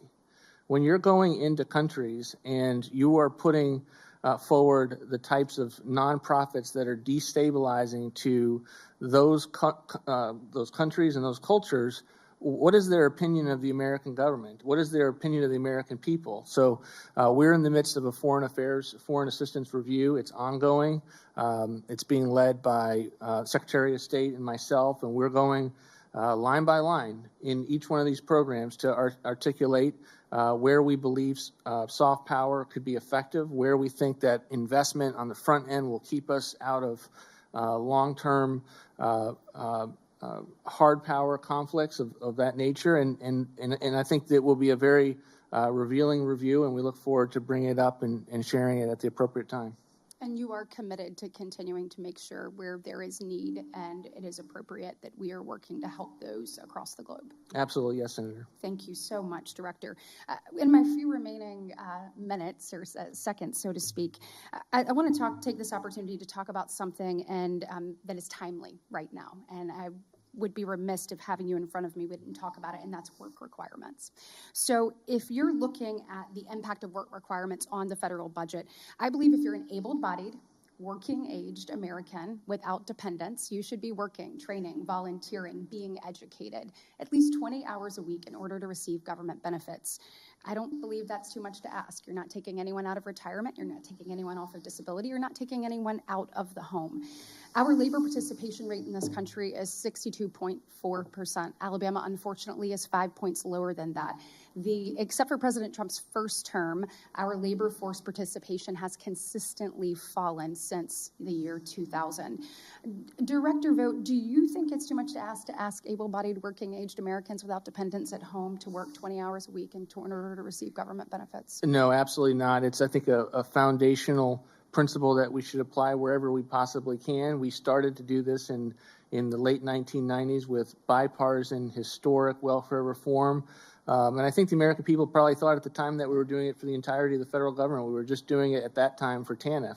for cash welfare benefits. But we have tried to do this in Medicaid before. In the first term, we had several regulatory proposals, and we needed statute to do it. And so it is incredible for the dignity of work to get people back in the workforce. The dignity of work, and in my remaining few seconds, moving 4 million people, able-bodied, from welfare to work would boost the economy $149 billion. It would increase Social Security and Medicare revenues $89 billion. When you see the insolvency of Social Security and Medicare within 8 years, we know we must do something. I think the boost to the economy and the dignity that it provides individuals being part of something bigger than themselves would have a tremendous impact on this nation. Thank you. Senator Schatz. Thank you, Chair, Vice Chair, Director. Good to meet you. Thank you for being here. I'm going to try to get some clarity on numbers. In the package, you propose to rescind $500 million from the USAID global health programs that Secretary Rubio is trying to move to the State Department. That account funds a wide range of bipartisan priorities, and so I just kind of want to walk them with you, and you can tell me the extent of the cuts. So are you cutting funding for maternal and child health and Gavi or nutrition? And if so, by how much? Again, Senator, this account was structured to give you a reflection of the unobligated balances in those main accounts. We will have substantial global health funding at the end. How about, so the answer is family planning and it's PEPFAR. Hold on, I don't want to family planning and PEPFAR. Yeah, I don't want to talk over each other, okay? Sure. TB, malaria, polio, is there a cut there? And if so, how much? Again, those have been priorities that we have had, as you've seen in our budget. But again, Director, it's fine if you want to say you're not going to tell me, but we don't have to launch into our talking points. I'm just trying to get a number, and it's pretty customary in front of the Appropriations Committee with the Director of the Office of Management and Budget, who is proposing to rescind dollars, for me to say, are you going to cut this? And if so, by how much? And I don't think it's actually a sufficient answer to say we see unobligated balances and we'll either get back to you or not. So what about family planning? Are you cutting that? yes. How much? $500 million. Okay. Pandemic prevention? Again, there are two accounts for global health. $500 million for family planning and $400 million for PEPFAR. The extent to which you want us to be specific is not a test and a standard in which you hold yourselves up to with regard to appropriations bills. You don't ask us to say, we don't ask the Congress to say we want a rack up of every grant and recipient in every specific line item and program. We work with the allocations that you give us, and there's obviously back and forth as it pertains to the interactions between the legislative and executive branch. Yeah, We've given you the extent to which the top line accounts are impacted, and the main story is the extent to which the unobligated balances are flush. Could we please take turns? Thank you. You're proposing to rescind $1.3 billion in addition to $1.5 billion in emergency funds that you said you won't spend for humanitarian assistance. The big chunks of this are Sudan, Syria, Ukraine, and DRC, and those are roughly equal amounts that we're currently spending. Are you planning on distributing the reductions equally among those four baskets? Do you have an idea of which of these humanitarian crises are going to get less funding? Or do you consider that your prerogative to decide after we enact this rescissions package? Again, we are looking at the flexibilities that you've given us within appropriation. Do you think it's your prerogative to decide which of these to defund, or do you think it's the legislature's prerogative? You all write appropriations bills. You have allocations that are set in those appropriations bills. We take an assessment as to what is there in terms of unobligated balances, and we make a decision as to what is necessary. But the notion, unless you've written into the law, in terms of your statutory expectations, there is great flexibility there. And much of, I think, quite frankly, the fake news this year has been the extent to which we are pursuing our flexibilities into the law to make sure that funding is aligned with our priorities. Let me try it this way, Director. It's plainly true that you're exercising your authorities to the maximum extent of the law, and then we can have an argument about whether or not you're exceeding your statutory and constitutional authorities. But it's certainly within the prerogative of the legislative branch when considering a rescissions package to say, this thing isn't specific enough for me to vote yes. This is actually our call now. And if you're not going to give us any specificity and say, look, we've got the authority to ignore you, that's actually true. And then we've got the authority to reject this package. Thank you. Senator Rounds. Thank you, Madam Chair. Director Vought, welcome. Thank you. You're on the hot seat today. This is my first time around with the appropriations process. Normally, I'm on one of the authorizing committees, which you then, the first of two in the process, you authorize and then you appropriate. And the appropriations should follow the authorizations, and that's the reason why I wanted to get on this particular committee. That and the fact that, as you noted earlier, continuing resolutions do not work. They are an effort after everything else fails.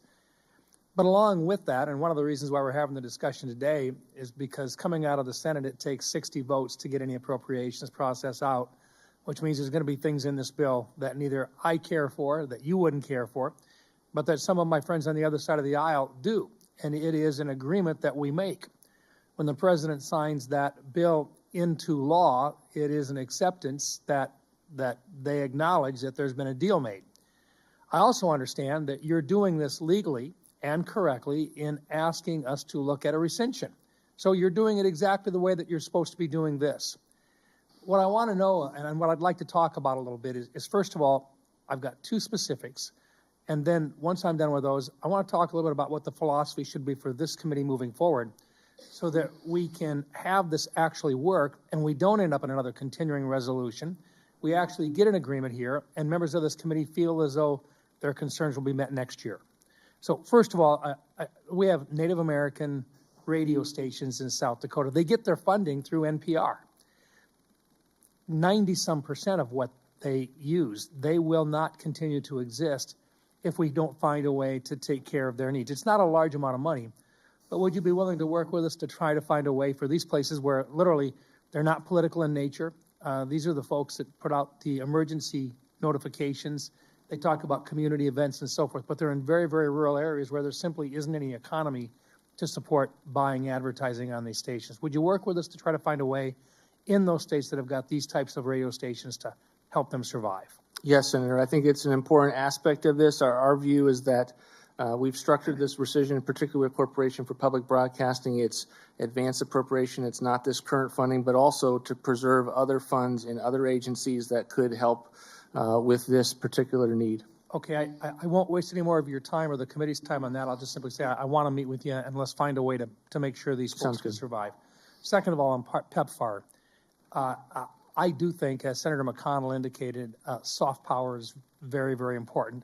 I'd much rather find a way to work with a number of our countries throughout Africa in particular that really do want to work with us rather than going directly to China or other entities that are out there looking.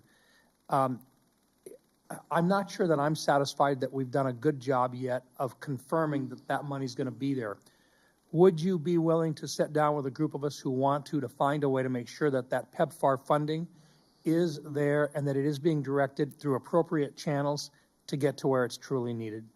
Absolutely. We're definitely want to make sure that we open up the executive branch to be able to make sure it's not halted. If there's a belief that something is halted, to show you what we mean by life-saving treatment and also what we mean and don't mean by preventative care. Because, you know, this is, I think, one of the instances of generosity on behalf of the American people, $120 billion now since the program's inception. And I think they deserve to know it's actually going to life-saving care and not these NGOs. Well, and as you know, I do disagree with a few of the provisions that are in the proposal, but that's a part of the process. And you have done this legally, but I really do want this appropriations process to get back on track. I'd really like you to be able to share with our members on both sides here that what your belief is, that there's a recognition that it does take 60 votes to get out of the Senate, that there are going to be some issues in there that we're going to have some disagreements on, but it's better to have an appropriations process that actually works its way across rather than continuing to do the continuing resolutions that we're suffering with right now. Absolutely no disagreement with that, Senator. And, the fact that the president signed many bills that he wasn't wild about in the first term, specifically because that was the process. We are trying to learn from history and figure out what we can do on the mandatory side to make it not so much on this committee's to solve every problem because it's a must-pass bill. And honestly, I think as an authorizer, I think you understand that. But this committee shouldn't have to carry every bill that Congress does. Well, and I'm running out of time, but I just want to confirm one item, and that is if something is clearly authorized and it is appropriated, and it may have to be more specifically appropriated than what it has been in the past. But if that occurs, you recognize the need to get the project done. And if you can save some money, that is better yet. But you will follow the law and make sure that those programs are operated. I think I can agree with that, Senator, in terms of how you frame the question. I mean, our view of being able to spend less than appropriation is based on efficiency. And also where the Congress or the president has clear constitutional duties, foreign affairs, and other things like that. But if you all give us a task and you think it costs $100 million, and we have the ability to do it for 80, for 200 years, presidents had the ability to spend a little bit less. And since I believe the 1970s, we've just pushed things out the door, and it has led to where we are. And I think I can say that we agree on that matter. Well, I think that the chairwoman for her forbearance here, and I thank you for that, and I think that's part on us as well. So $36 trillion in debt, we got to do something to rein this in. Thank you, Madam Chair. Senator Baldwin. Thank you, Madam Chair, and I want to associate myself with the comments just made by my colleague, Senator Daines. I'm, in fact, going to start at the same place you started in your questioning. The rescission package before us today would hurt communities that all of us have the privilege of representing. There are 120 rural public media stations that receive at least 25% of their revenue from the Corporation for Public Broadcasting. Members of this committee represent nearly 2/3 of these stations, including WOJB, serving northwestern Wisconsin and beyond from the Lucoutere Reservation in Hayward, Wisconsin. My question for you, did you analyze the impact of this rescission proposal on local public radio and television stations, yes or no? We always analyze everything, and we took... Can you provide my office in this committee with a copy of that analysis? I'm happy to answer any questions for the record that you might have. I'd like to see the copy of your analysis. That's what I'm asking. We conduct analysis all over the place. As it pertains to the questions that you might have for the record, I'm happy to respond to them. Very good.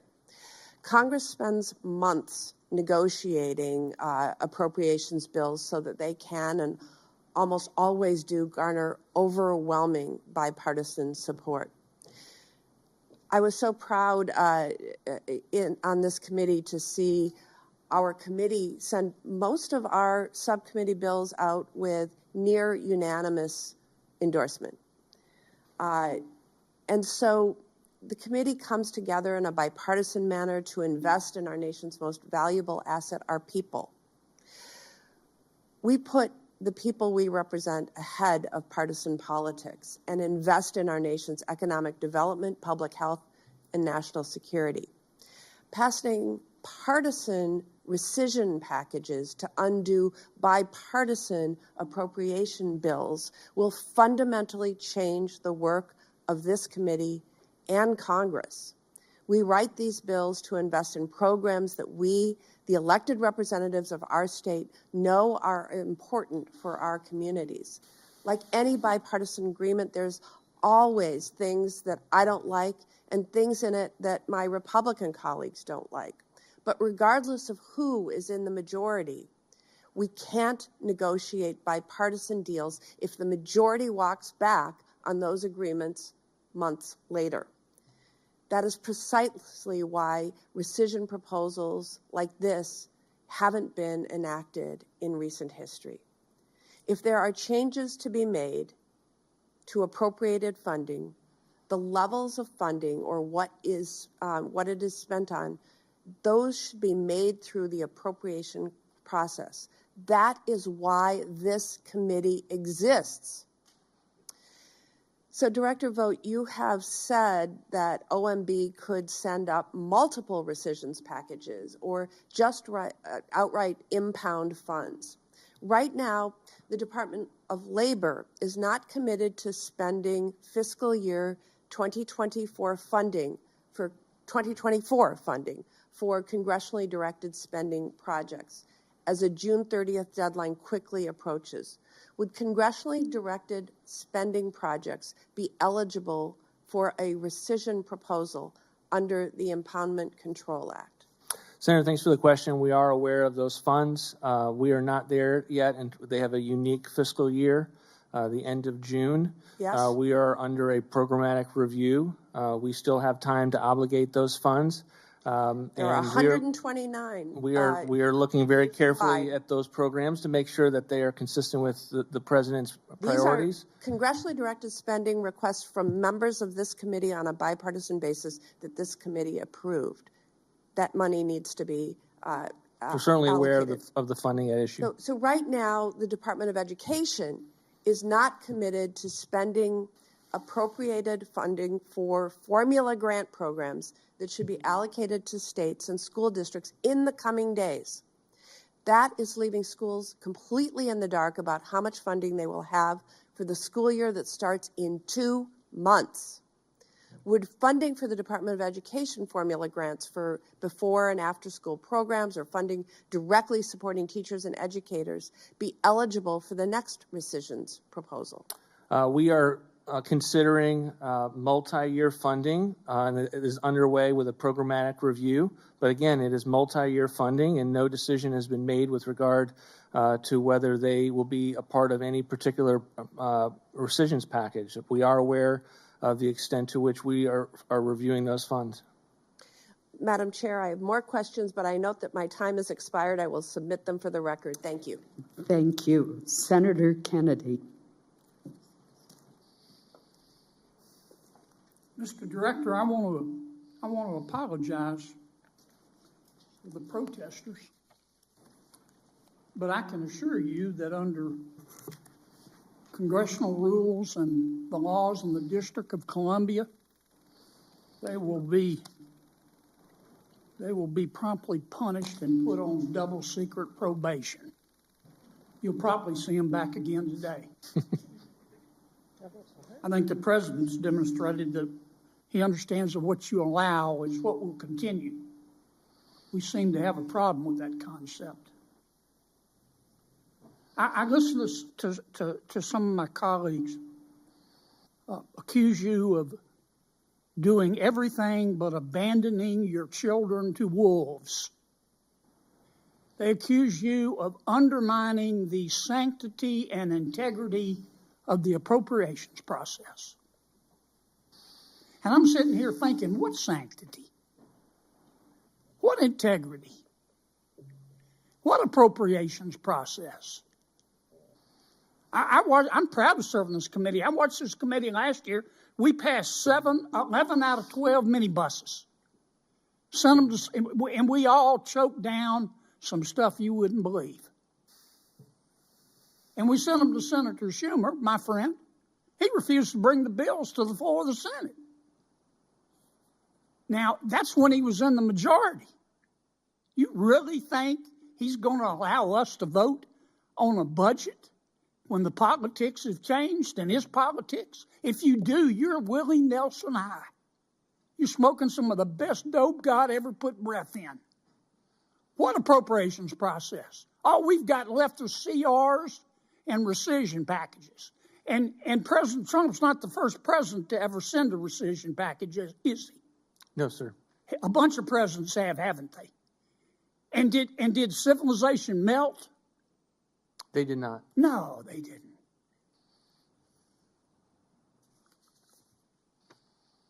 Now, you want to know how we got $36 trillion in debt? Just listen to this. Let me tell you what it's like. A majority, and not everybody, a majority of this body, they're all for cutting spending porn. They're all for going to heaven, but they're not ready to make the trip. That's how we got to $36 trillion. This stuff about PEPFAR, oh my God, you're going to destroy the world. Now, there's a part of PEPFAR that deals with money for life-saving care, isn't it? Absolutely. And there's a part of PEPFAR that you look at it and you want to say, pass me the sick bucket, isn't there? Yes, sir. And you're getting rid of the sick bucket stuff. Yes, sir. You're getting rid of $5.5 million to lesbian, gay, bisexual, transgender, queer, and intersex advocacy in Uganda, aren't you? Yes, sir. I can't believe we're arguing about this. I can't believe we're arguing about this. PEPFAR, we're not denying life-saving care to anybody, are we? No, and $10 billion would remain for that funding.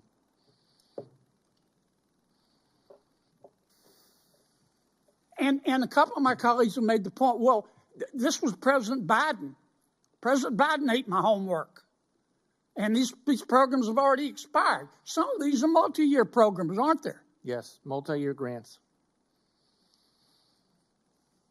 Let's talk about public broadcasting. Now let's cut to the chase. Public broadcasting in America today is political as hell. We all know that. You don't have to be a senior at Caltech to see it. Some folks like their politics, so they want to give them money. Some folks don't like their politics, and they don't want to take it away. But that's not the real principle, is it, Mr. Director? No, sir. The real principle is, why do we give money to CNN? No. Do we give money to Fox? No. Do we give money to Politico? No. Then why are we giving money to public broadcasting? Why?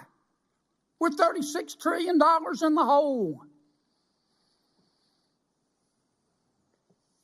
I hope you send us more rescission packages. It's the only way we're going to get anything done. I'm embarrassed to say that, but I've seen this movie before, and this appropriations process is broken. And finally, somebody is trying to give us a chance to cut the spending porn. And we're sitting here fighting about it. The American people are going, what planet did all you people just parachute in from? I'm done, Madam Chair. Senator Heinrich. Thank you, Madam Chair. Before I get to my questions, I want to just try to address some of my colleagues, because if there's one thing I've learned about this place, it's that whatever foot the shoe is on today, it's going to be on the other foot in a few years. And you can imagine if we go down the road of this body being purely advisory and having a very different president in the White House in a few years, and maybe a different House and a different Senate, what that's going to mean for a number of red states. Because if you care about defense approps, you know, what happens when we have a president who decides that Air Force base in Missouri shouldn't get the funding we appropriated for it, or the Army base in Arkansas, or the highway in Alabama, or the National Park Unit in Alaska. And so we just have to think through this and make sure that we're still relevant here. And I want to address one of the fundamental disconnects, because it's not just talking points. The chair held up this RUTF. That's something we've actually been able to work on a very bipartisan basis. Director, how familiar are you with RUTF, what it's used for? I'm familiar to be able to come here knowing it would be addressed. It's something you use when kids are so severely malnourished that they need to eat this before they can eat other food. They can't eat rice. They can't eat normal food. And so when I hear that none of the life-saving stuff has changed. I'm trying to square the fact that I and a number of other colleagues were at a refugee camp in northwest Kenya where the funding got cut off. It got cut off for rice. It got cut off for this kind of stuff. And now mothers are on a 600 calorie a day diet. That's slow starvation. So if that's not what this administration means to do, then you need to get together with Secretary Rubio and fix it. Because I saw kids that, you know, when they get malaria, when they get dysentery, they can't eat food anymore. And if we're not doing this, and notice it has an American flag on it, that is smart, soft power. Because we have allies like Kenya who are the last bastion of defense against the lawless terrorism that occurs further north. I mean, that's why there's a refugee camp there, is because of the South Sudanese war, not to mention the terrorism that tries to move into Central Africa from the east. It is a smart investment so that we don't have to send troops. And we are not meeting that obligation right now. And that has life and death consequences. So it's one thing to talk about somebody's report. It's another to have to look at mothers and kids who are slowly starving. Director, you impounded USAID funds to Colombia. No, sir, we did not. You did not? We have not impounded any funding.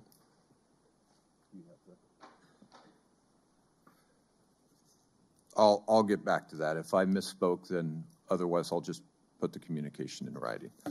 I want to return once again to this issue of public broadcasting, because there are a number of places where there is no CNN, there is no Fox, there's no nothing for emergency broadcasting except for public broadcasting. Alaska has the most stations that receive over 25% of their funding from NPR, but New Mexico is the second most. What do you say to communities like Zuni, New Mexico, or Raymond, New Mexico, tribal communities that simply don't have any other form of emergency broadcast backup, where you're not replacing, you know, the for-profit radio station down the street? You're just telling people that when there's a wildfire, you're not going to have emergency information. And how did you rack and stack that Thanks for the question. Those important stations would not go away. I heard the number 25%, I think, from the senator from Wisconsin. Our number is about 17% in terms of the revenues that they rely on CBP for.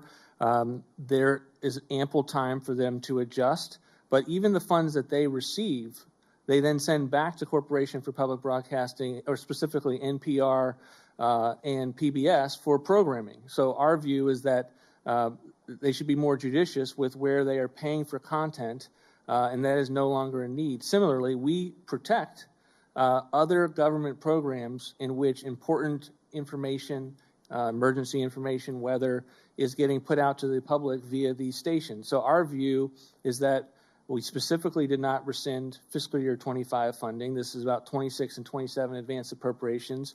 We have not created a cliff. We have given an opportunity to work through these things and allow them to plan accordingly so that they can continue to serve the communities that you represent and that they serve.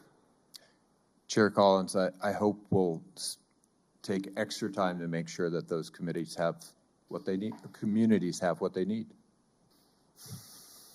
I would note to my colleagues that a vote has begun. I'm going to call on Senator Haggerty is next, and I am going to try to race over and vote.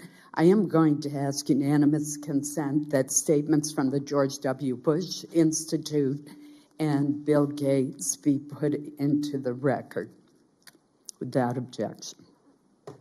Thank you. Director Vought, welcome. Thank you.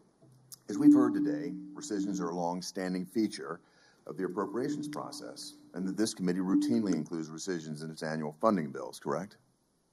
Yes, Senator. For example, the most recent appropriations bill enacted by this committee included 162 rescissions totaling over $60 billion in previously appropriated funding. That's over 6 times the amount proposed in the rescission request that we're reviewing today. To be clear, the rescissions request we're debating today is straightforward, it's simple, and the examples that you provided underscore a gross misuse of taxpayer funding. Now I want to turn to a different issue. It's one that's crucial to America's long-term competitiveness, in my view. If we want our nation to remain a global hub for innovation and for economic growth, we must ensure that our research institutions have the ability to compete on the international stage, and that starts with examining how we fund these research institutions. It's important to recognize that life-saving biomedical research can, if properly managed, be a key driver of our nation's strategic advantage in science and technology. I'm fully supportive, as I know this administration is, in ensuring that every dollar entrusted to us by the taxpayer is used efficiently, especially when it comes to research on these activities. We must ensure that these valuable funds are focused on advancing scientific research and not wasted on administrative expenses. One particular area that has received considerable attention is the use of grant funding for so-called indirect costs and overhead. I'm a businessman. It wouldn't be the first time that I've seen all kinds of costs classified as, quote, indirect cost. However, when we take a closer look at what is being defined as indirect cost, in this circumstance, it can often include expenses like personnel, like hazardous waste disposal, secure data storage. In many cases, these costs aren't unrelated luxuries. They may well be essential to our ability to conduct safe and high-quality research that gives America a competitive advantage against the world. So, Director Vought, my question is this. As the administration looks at ways to make sure taxpayer funds are efficiently and effectively used on research and not on bloated overhead, do you believe there's room to work with Congress, and with this committee in particular, to make sure we get it right when it comes to accounting for activities that are mission critical to research and those that are truly wasteful or overly bureaucratic in a way that provides transparency to the public, to the Congress, and to OMB, and to do so without stifling American innovation? Absolutely, Senator, and I appreciate the question. I know this is a priority for both you and the chair. Much of my time right now is being spent with university presidents, chancellors of systems, to get a handle on the extent to which, and quite frankly, they have come forward and said, look, we know there's an issue. We can't continue to receive 40 to 50% for indirect cost rates when Bill Gates pays out 10% from the Gates Foundation. So we are working through a guidance on that, and we'll continue our work, and we'll do it in close collaboration with this committee and you. Thank you, Director Vought. I must say I've had a number of those conversations. I doubt as many as you have. But in those conversations, what I've also found is that the federal government imposes certain requirements on research institutions, reporting requirements, compliance requirements that they can't even explain, nor do they understand the logic behind them. Many of them are redundant, overlapping, or just a royal pain in the you-know-what. And so I applaud any effort that we might also undertake to try to streamline those costs, to try to make this as efficient and effective as we possibly can. So I'm a firm believer that the federal government can learn a great deal from the private sector when it comes to efficiency, when it comes to return on investment, and streamlining is one of those opportunities as well. And I still believe that there are inefficiencies in our research enterprises, don't get me wrong. But I also believe that we must have accurate and transparent accounting so that we can appropriately balance our shared goals of physical discipline and life-saving research. Thank you very much, Director Vought. Thank you. I think it's me. Welcome. Thank you. So I'll just be honest with you. I understand the rescission process and what we're trying to do. And you gave some examples of, like the $20 million for Sesame Street in Iraq and all that bad stuff. As I understand it, that's not really what we're talking about. The things that you read about PEPFAR spending, could you go over some of the crazy stuff? Sure. $333,000 for LGBTQ advocacy in Uganda, $530,000 for Lesbian Justice Foundation. $9.3 million to advise Russian doctors on how to perform abortions and gender analysis. And that was under, that used PEPFAR money. PEPFAR. Okay, so to my colleagues over here who are upset, you ought to sit in my shoes. I have been supporting this program as hard as I know how to support it, in good faith, believing that preventing mother-to-child AIDS transmission is not only good human policy, it's good national security. It's the right thing to do. It's good soft power. And now I have to listen to this. And to those like Samantha Power, you're the one that got rid of USAID. And the people who are running PEPFAR, to let that amount of money, I mean, that's millions of dollars, right? Yes, sir. To go to that junk. We have common ground on protecting children and mothers from passing on to their child AIDS. We have common ground on keeping people alive who have been infected with AIDS. And to my Democratic colleagues, there is a consequence to this crap. $400 million, first thing I thought about, wow, how is PEPFAR fraud, waste, and abuse? Well, I had no idea there was $1 spent like this. So you opened my eyes. Now, I just want to tell the committee this. I believe in PEPFAR as much as I've ever believed in it. I think it is a vital program that saved millions of lives. But to those who've run this program and allowed this to happen, you clearly don't appreciate it as much as I do. You clearly care more about your political agenda than the actual goal that the American people signed up to with President Bush. Don't you think President Trump likes the idea of PEPFAR, helping people stay alive who've been infected with AIDS? A paramount principle with this program, Senator, and you've probably had conversations with him about it, is he wants to preserve the life-saving treatment. He is so all in on this. But what you don't know is he's talked to Bill Gates a couple of times about a vaccine for AIDS. He would like President Trump to spend some time and effort and money on finding a vaccine, which would be a blessing. So it's not a Trump problem here. I know him pretty well. And to my Democratic colleagues, when you're in charge of these programs, or people in the administration are in charge of these programs, and this happens, you make it so much harder on the rest of us. And what you found in PEPFAR just astonishes me, that money would be spent that way. I've traveled the entire continent of Africa and other places with bipartisan delegations celebrating the lives that PEPFAR has saved, the children that are alive today, because the generosity of American people. And to hear that $9 million for what? For abortion? To perform abortion and gender analysis in the... Are you sure about that? Yes, Senator. Wow. I don't hear any more crap about us from y'all. None. This happened on your watch. No more preaching to me. I'm going to vote for this package. You know why I'm going to vote for it? Just as a statement that PEPFAR is important, but it's not beyond scrutiny. That the way you run the government has consequences. Don't lecture me about being mean or cruel. If you really give a damn, people in charge of this program, they wouldn't have let this happen. We wouldn't spend $9 million helping doctors in Russia perform abortions. What else was on the list? 4.4 in funding to recruit gender and inclusive development experts. $35 million to address vasectomy messaging. That's just a bunch of bullshit. You've taken a program that really has saved people's lives, and you let people run it her nuts. Well, there's a cost to that. So I'll continue to support PEPFAR, but I'm not going to support this stuff.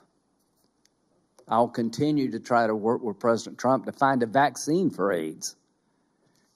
I'll continue to show people throughout the developing world we care about them. But I will not continue to bless this kind of stuff. Thank you for what you've done. Thank you, Senator. Senator Van Hollen. Thank you, Senator.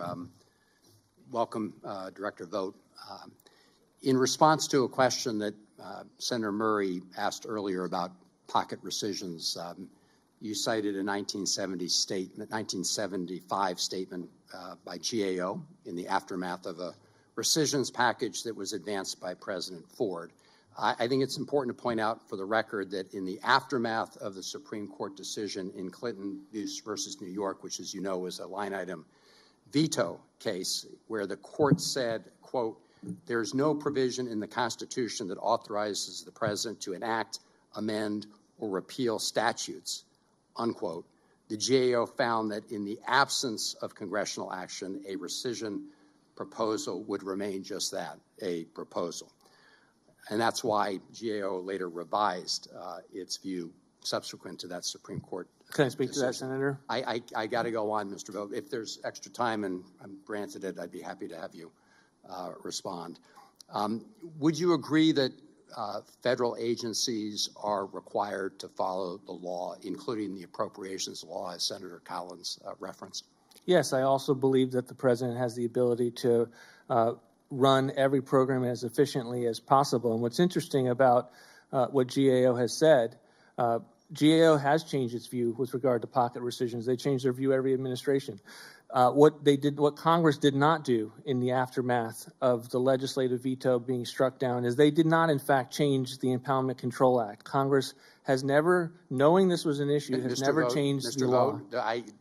As I said at the end of my time, if you're given additional time by my colleagues, I'm happy to have you expound on that. But I think what GAO was saying was that the Supreme Court decision in the language I quoted essentially filled the gap in the Impoundment Control Act by making that clear separation of powers argument. But my question was whether or not you federal agencies had to comply with appropriation bills. And one of those provisions is something that I authored that requires OMB to show the American people, American taxpayers, how we are spending their money by requiring OMB to publish the apportionment documents. This is not an optional provision. The system was operating for 3 years. The language is clear. It says OMB shall operate the system, not may, not when it feels like.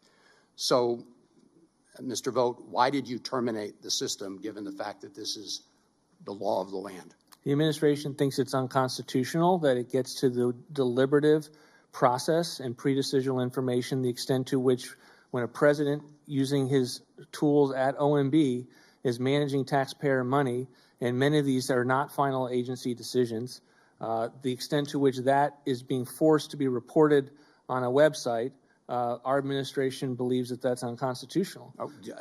Do you have a legal opinion expressing that We view? certainly have transmitted from the Department of Justice the views as it pertains to this. Our general counsel has articulated our grounds for this opinion. Mr. Vought, I think given the fact that it's a congressional provision that was put in there by law, it was also enacted, signed by previous presidents, it is the law of the land. I have not seen any memo from the administration declaring it unconstitutional or the grounds for it being unconstitutional. So I welcome providing that. I want to get to another issue regarding the GAO because, as you know, they found that the administration was illegally impounding funds from 2 accounts and that there are 36 ongoing investigations about other withholdings. I've heard what you had to say about GAO. And I'm not going to ask you to repeat your views about GAO, but what I want to know is whether or not you plan to spend the dollars that were appropriated for the state electric vehicle infrastructure deployment plans and the Institute of Museum and Library Services programs. Simple question. Are you planning to spend those monies as required? You know, it's interesting thing about GAO is they never had an issue with regard to President Biden not withholding funds with regard to the border wall. They changed their position constantly. Are you planning to spend the funds? We're going through a programmatic review. We will look at our options under the law with regard to that funding. Each set of funding is different, as you know, and we will be continuing to evaluate that program. the GAO is improperly calling programmatic review impoundments. They've now done it, I believe, two times. I expect them to do it many more times, and it will not change the reality that these are not impoundments. That's why you're answering a different question, right? I didn't ask you to comment on the GAO rationale. I happen to agree with their rationale. You disagree. I asked you a much more simple question. When do you plan to spend these funds? Do you plan to spend these funds Senator, before the end of the fiscal year? Your question, the GAO statement was the predicate for the question. I didn't feel like I can answer the question without dealing with the predicate. I'm just going to ask you a straight question with no predicate. Do you intend to spend the monies that were appropriated by the Congress for these two programs? We are considering the programmatic aspects of that program.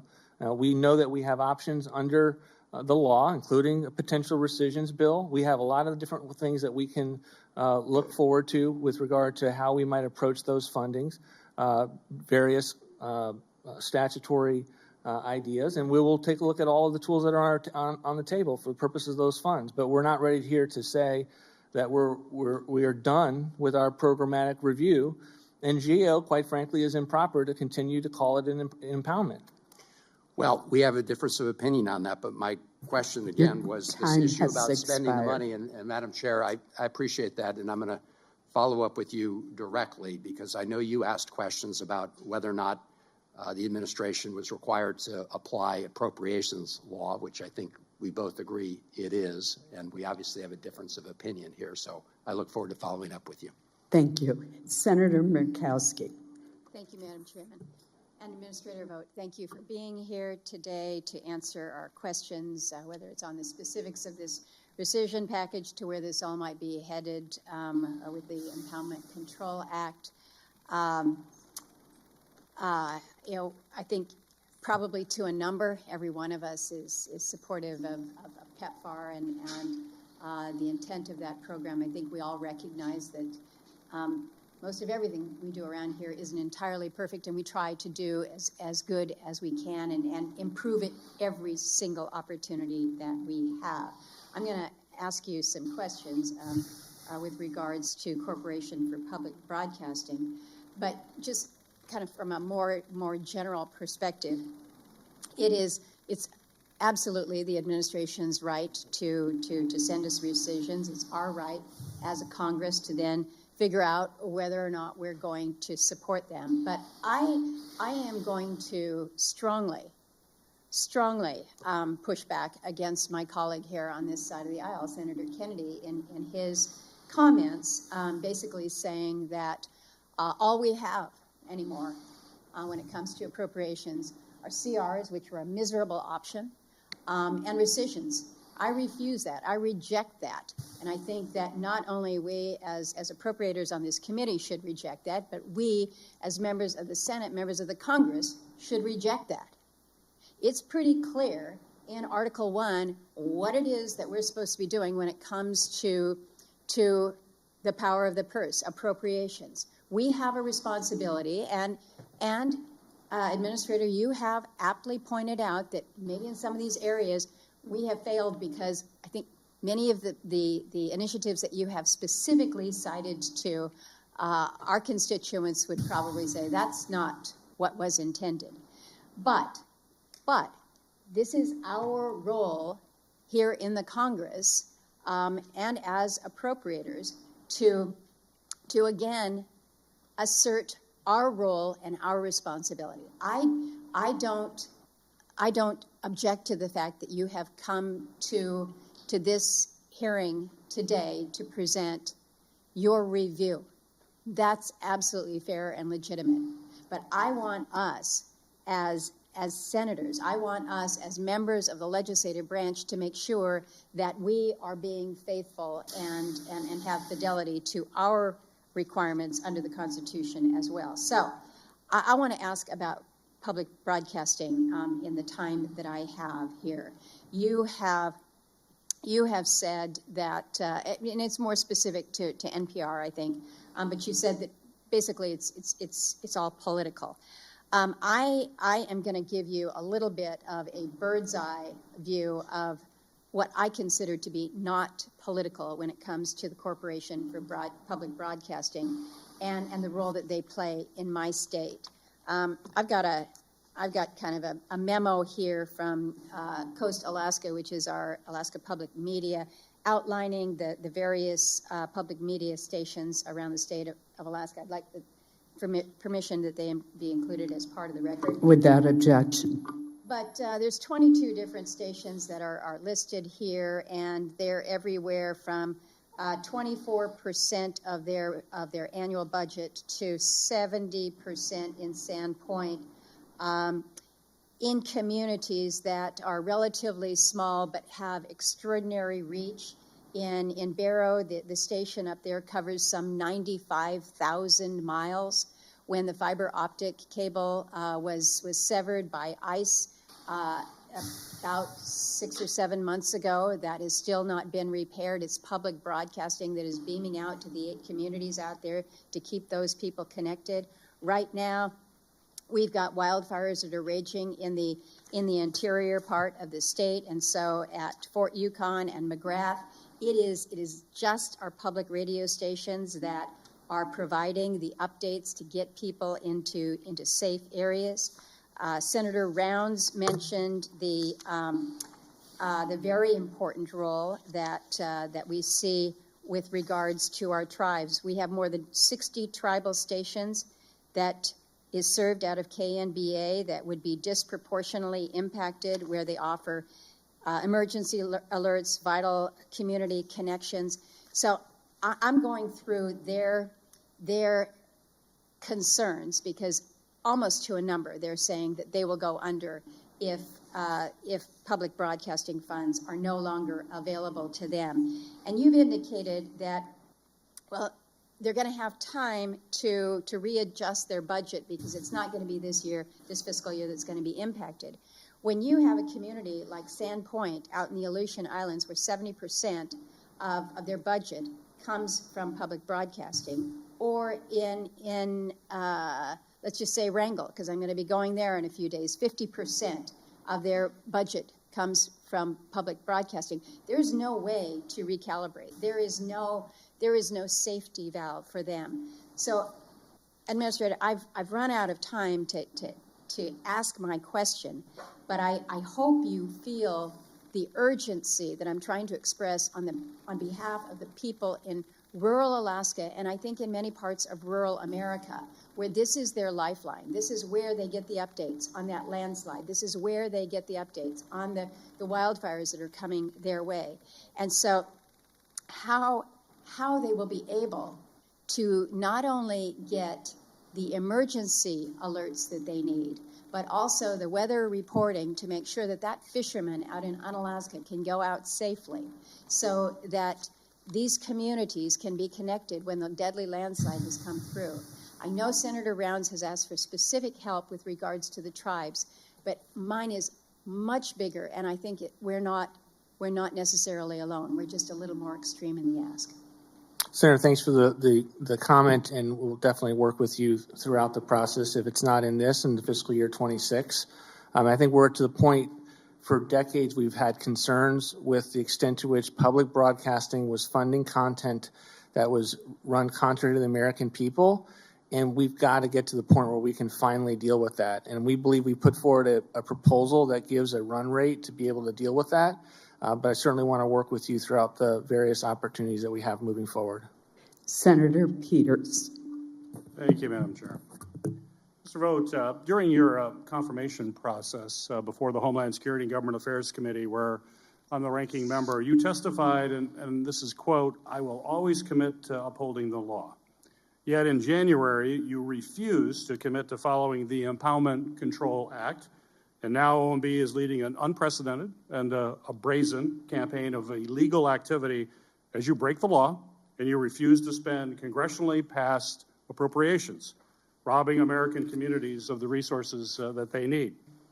And I want to pick up Senator Murkowski's point on public broadcasting and kind of reiterate what I'm seeing in Michigan as well. You've heard the impact that it's going to have on Alaska, and your rescissions package cuts to public broadcasting won't just hurt communities' access to local news and education, but as you heard, it's going to cut critical funds for rural television and radio stations like WNMU in the Upper Peninsula of Michigan, WKAR in Lansing, and more, that provide emergency alert services during disasters and public safety situations. They're often the only folks that do that, particularly in rural America.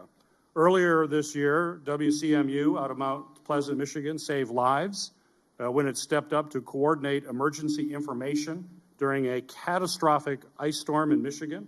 When commercial towers went down, this is not a luxury, but it's a fundamental public responsibility. Public broadcasters are the backbone of emergency alerting, but I've heard from Michigan broadcasters, especially those in rural areas, that they may not survive if these cuts go through. That could mean no emergency alerts for over 250,000 residents in the Upper Peninsula alone, not to mention the thousands more in northern Michigan, mid-Michigan, or the thumb. So, Director Vought, I just need a yes or no answer to this question. Were you fully aware of the emergency alert function that public broadcasters play when recommending eliminating these funds in the rescissions package? Senator, certainly aware of the extent to which public broadcasting has an impact on these communities, and it's our view is that to the extent that it's been politicized, we have a real problem in this country. You said something earlier in which you said was misstated. We did not impound funds in January. We have not impounded funds yet. It certainly wasn't as a result of the malicious compliance that was conducted with regard to the freeze memo that you were referring to. So I think it's important that the record reflect that. Well, we're seeing, Mr. Vought, thank you. We're seeing you're holding funds that have been appropriated by Congress that's not going out. Communities and others are being hurt. We're conducting a programmatic answer review. the emergency. I would like you to answer the question that I asked. Are you aware about the emergency alert function and how critical that is in rural America? Is that certainly something? aware of the extent to which public broadcasting performs a host of different purposes, and we continue to have Specifically major emergency broadcasting. and we continue to maintain funding for other programs, one of them which includes a FEMA for this type of work, and this type of service. FEMA can't do it all. That's where it's pretty clear what's happening here. So how are you going to fill the budget backholes? How are these people going to be able to get that information? Do you have a plan for that? We believe that we have put forward a very reasonable proposal. We've maintained the fiscal year 25 funds that are already obligated to the Corporation for Public Broadcasting.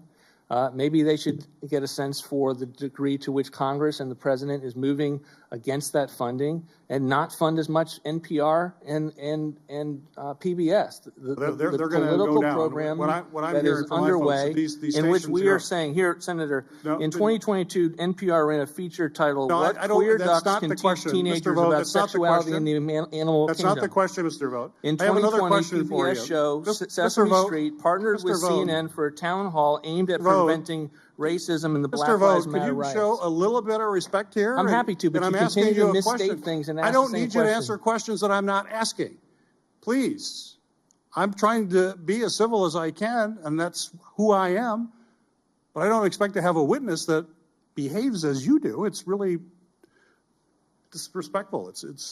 But it's certainly understandable You given misstated the the types of facts, activities.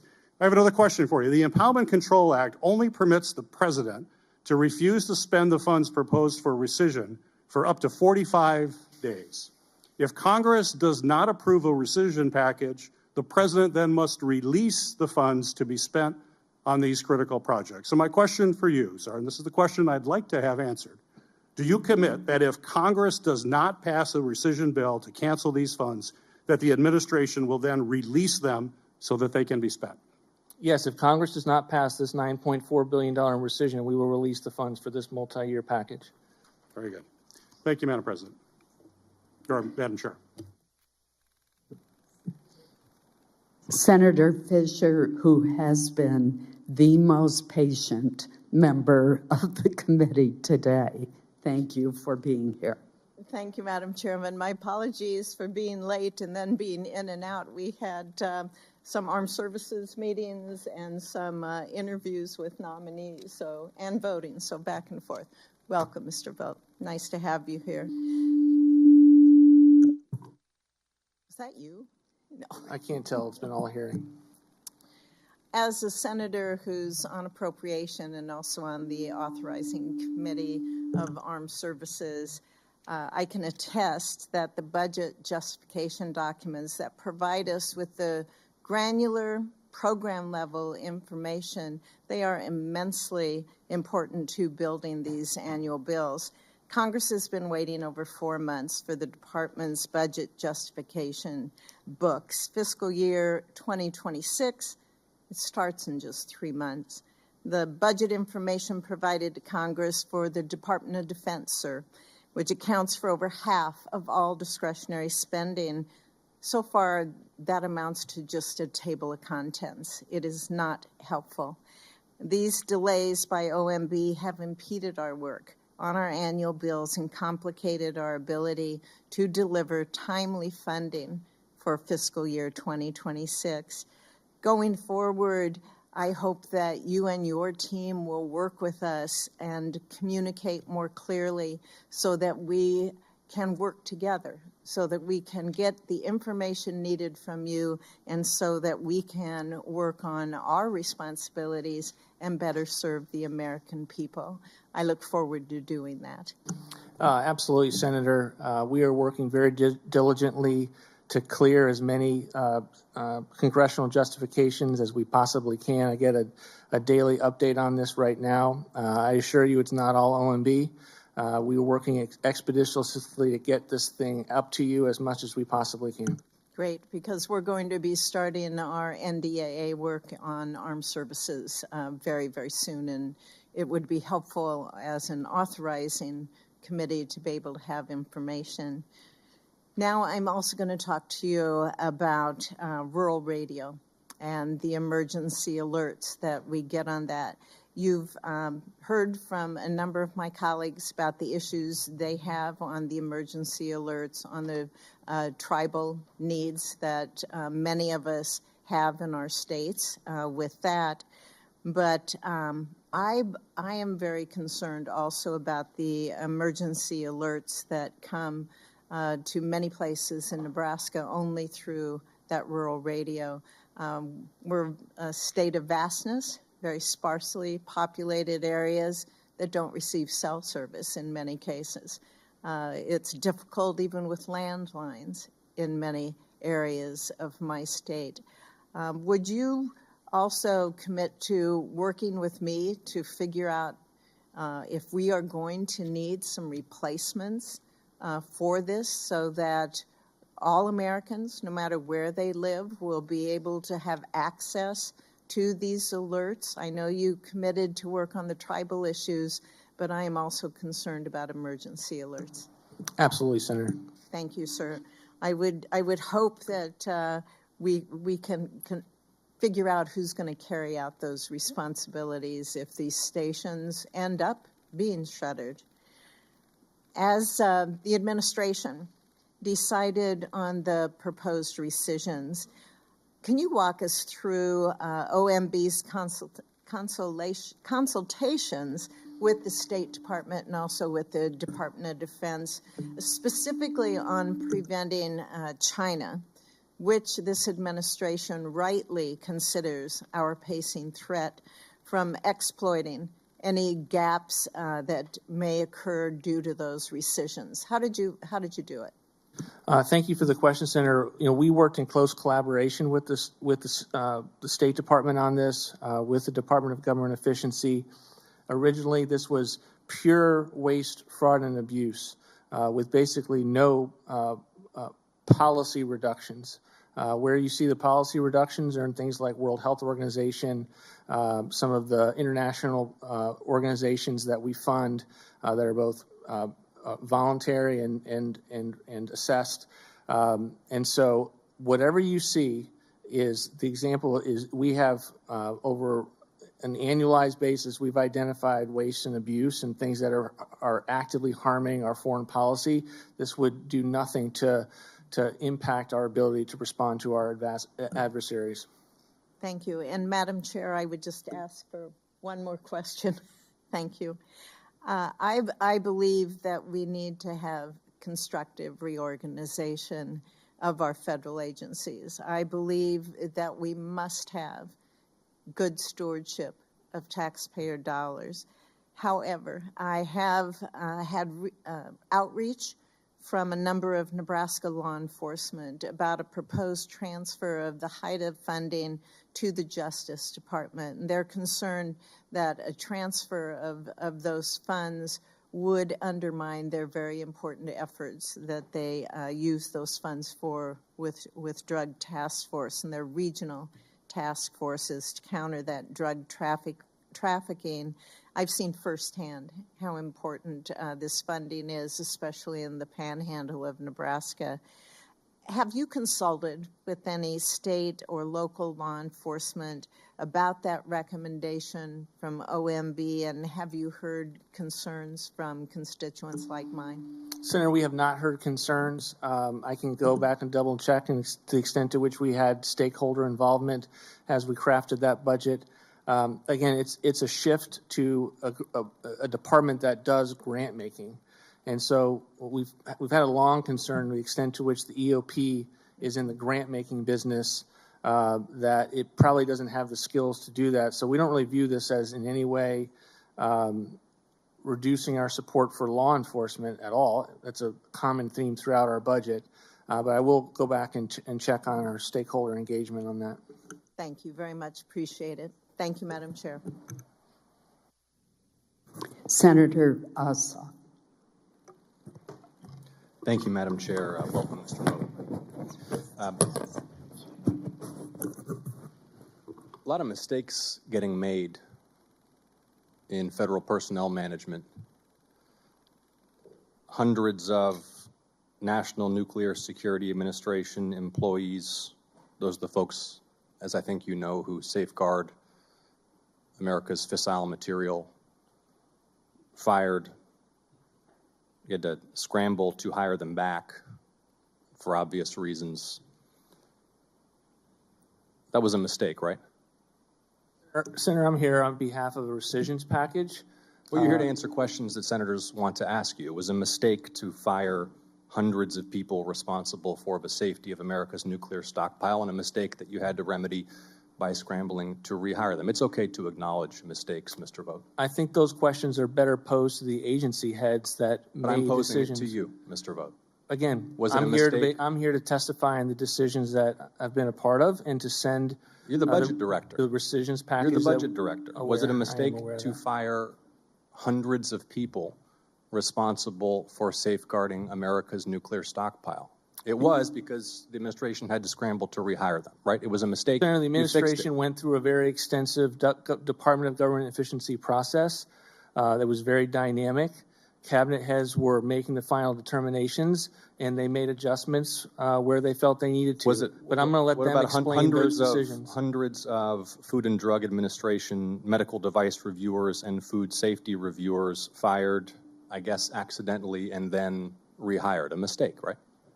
I'm going to let the cabinet secretaries explain the decisions and what was going on. I don't have the information to give you a sense of the granularity of every one of those decisions. Were you not aware, for example, until this hearing, that the nuclear safety workforce had been gutted and then that decision had to be reversed? Is this the first you're hearing about that? Senator, I'm aware of many things and the extent to which the Department of Government Efficiency was involved with a lot of work to make sure that we were operating government as efficiently as is possible. Okay. You know what would be the extent to which what would be very simple is just, yes, that was a mistake to fire hundreds of people responsible for safeguarding America's nuclear stockpile. Take credit for fixing the mistake. Hundreds of National Weather Service employees fired, scrambling to rehire them. It's a mistake. I met Mr. Vought, a gentleman in Georgia, about a month and a half ago, whose son is an astrophysicist, recently trained by an elite U.S. university. I mean, these are the folks that we really need serving the American people, who had just been hired by the federal government and was summarily terminated, not on the basis of any individualized determination about his performance, but simply because he was a probationary employee who is now working in Beijing. You guys are making mistakes, and I want to focus on the mistakes that you're making at the CDC. Have you visited the CDC, Mr. Vought, by chance? I have not.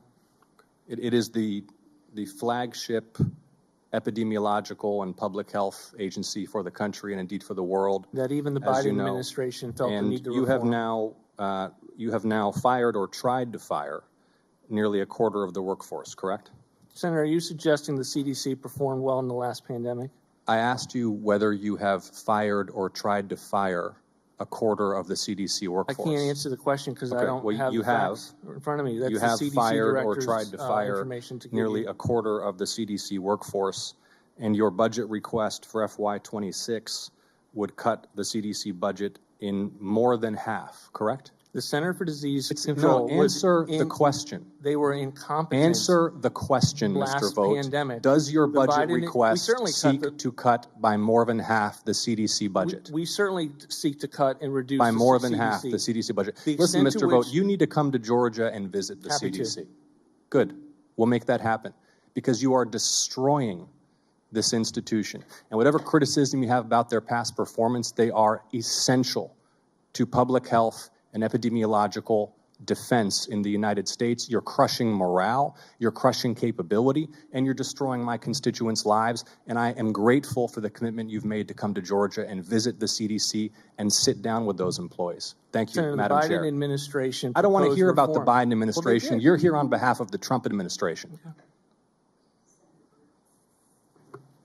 The witness is allowed to answer the question. The time, however, has expired, but would you like 30 seconds to answer the question? I would just point out, Senator, that the Biden administration thought the need to put forward a reform proposal because of the performance of CDC in their performance in the global pandemic of COVID. The CDC can be and should be reformed. Our budget reflects that. I look forward to coming to Georgia to visit CDC. I look forward to your visit. Senator Gillibrand. Thank you, Chair Collins and Vice Chair Murray. I want to echo something that my colleagues have talked a lot about. Like many members on the Appropriations Committee, I work with Democrats and Republicans alike and work hard on bipartisan compromises my entire Senate career. I serve on the Armed Services Committee, I serve on the Intel Committee, I serve on the Special Committee on Aging, all deeply bipartisan committees. I asked to be joined to this committee because it had a history of bipartisanship, of Democrats and Republicans looking across the country at our constituents and saying, of all the tax dollars you send to Washington, what is most important to you? You just heard from Senator Ossoff. The CDC is vital to his state. It's vital to all of us because it protects us from disease. But we ask our members of Congress to listen to their constituents through town halls, through town meetings, through just normal interactions about what resources they need spent. But what this rescission package is you are taking away the job of elected representatives to make the judgments in the Appropriations Committee about where federal dollars should go. It's literally upending the role that Congress has as the power of the purse. And it's deeply disturbing because it means the fundamental requests of our constituents can't be implemented. I've seen it in many things I've worked on, simple things like the Cyber Academy to make sure our best and brightest come work for the federal government in our intelligence services, in the DOD. And we say to these young people, we will pay for your education if you serve. Well, these hiring freezes and these cuts in funding mean that none of these kids who have already gone through the training program can't get hired. We see it in the funding cuts for cybersecurity. So when we just are concerned about foreign adversaries hacking our elections and we hire people at Homeland Security and we hire people at the FBI and we hire people at the DOD and they all get fired, it undermines congressional will. We sit in hearings all day long learning specifics about national security, about food security, about health and human well-being. And then we make sure when we decide where resources should go, that that's the best judgment. And we do it on a bipartisan basis, always. We have always done this on a bipartisan basis. So you could understand why people are so distressed about this rescission package because it takes away the job that our constituents have asked us, not you, to do. So with that, I want to turn to some of the specific cuts. I have many, many areas of interest. Can I respond to that, Senator? Yes, go ahead. This bill gives you the vote to pass or not pass the rescissions package. They're not taking anything away from you. In the same way the Congressional Budget Act says that appropriations bills should be started and done by a certain period of time, it outlines the Impoundment Control Act that allows you to vote for it or not vote for it. That's an absurdity. It's an absolute absurdity because that's not the way it's supposed to work. You, as the administration, is not supposed to pick and choose the work that we've already done. We have the power of the purse. I will be voting no on this rescissions package. It's the most obvious no vote that my constituents would like me to make. And I don't know why more Republicans aren't standing up to President Trump and these very ill-advised decisions he's making, because it's harming their constituents. It's harming the people they represent. So when they choose to vote yes on this rescissions package, woe be to them for their constituents, because their constituents will be the first in line to tell them how they've been harmed. So I'm going to ask you for just a few pieces of area where this rescission package is going to be deeply, deeply felt. Let's look at national security. The rescissions package rescinds $1.65 billion in funding for the Economic Support Fund, which provides U.S. economic assistance that promotes cooperation, coexistence, and border regional integration initiatives that align with the objectives of the Abraham Accords and U.S. strategic interests. Given U.S. strategic and global interests in this region, how do you assess the impact of these cuts on the stability of Israel's neighbor and the broader Abraham Accords framework? It will have no impact on the Abraham Accords. It will have no impact on Israel. It will have an impact on $4 million for sedentary migrants in Colombia, $300,000 for an NGO to hold a pride parade in Lesotho, $3 million for Iraqi Sesame Street, on and on, with that particular rescission that you were referring to. I don't believe that's true. In fact, the purpose of the Abraham Accords investment is to make sure that we do economic growth with the support of Israel in Arab countries. And you are undermining that by eliminating $1.65 billion. And the three things you just mentioned do not add up to $1.65 billion. Let's look at global assistance and development. The proposed rescission package will cut economic development assistance and funding for multiple accounts. How does gutting these programs enhance American influence, beat back Chinese influence, the Belt and Road Initiative that projects their power worldwide, and ensure that Americans win hearts and minds globally? Well, Senator, we just covered economic assistance. Let's cover development assistance. $6.2 million to address the needs of Venezuela migrants in Colombia, $6 million for net zero cities in Mexico, $4.4 million for low emissions energy in Vietnam. Again, with every single one of these programs. So when you're not investing in energy in Vietnam, do you know who does? Russia. Russia has its agents all across Vietnam. You know who else? China. So when they project their power worldwide, it makes us less safe. Let's do biosurveillance and global health. The senator's time has expired. Thank you, Madam Chairwoman. I will submit these questions for the record. Thank you.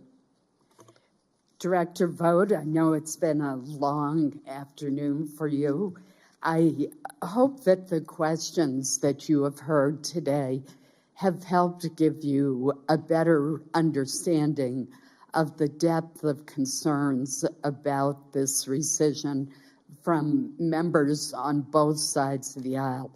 I do want to reiterate a point that I made in my opening statement, and that is that this committee works with administrations all the time on rescissions, which we put into our appropriations bills.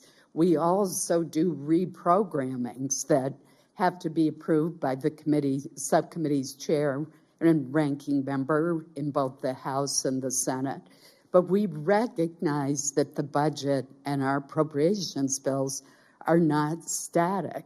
What is unusual here is to have a rescission sent up without consultation with the committee that applies to funding that was in the continuing resolution, which the president signed into law. And again, the legitimate examples that you have given today of wasteful and unnecessary spending are from the Biden administration. They are not from this administration. So I hope that you will work more closely with our committee. I do appreciate your being here today and answering questions and giving us a better idea of what is the rationale for some of the cuts, even though I think there's still some very profound disagreements. I now want to recognize Vice Chair Murray for any closing remarks that she may have.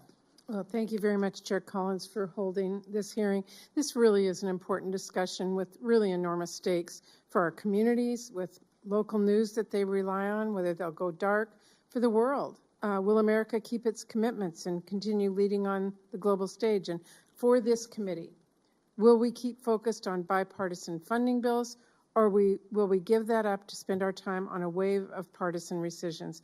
I've made really clear where I stand. I want us to keep working together to write bipartisan bills that allow us to be a strong voice for our constituents. That's going to prove very difficult and maybe even impossible if this body goes down the path Trump is now calling for, a path that would let partisan rescissions rip up our bipartisan agreements. So I hope my colleagues will join me in rejecting this destructive request outright and ensuring decisions about what we fund and even potential rescissions are made by us through the annual appropriations process. Thank you very much.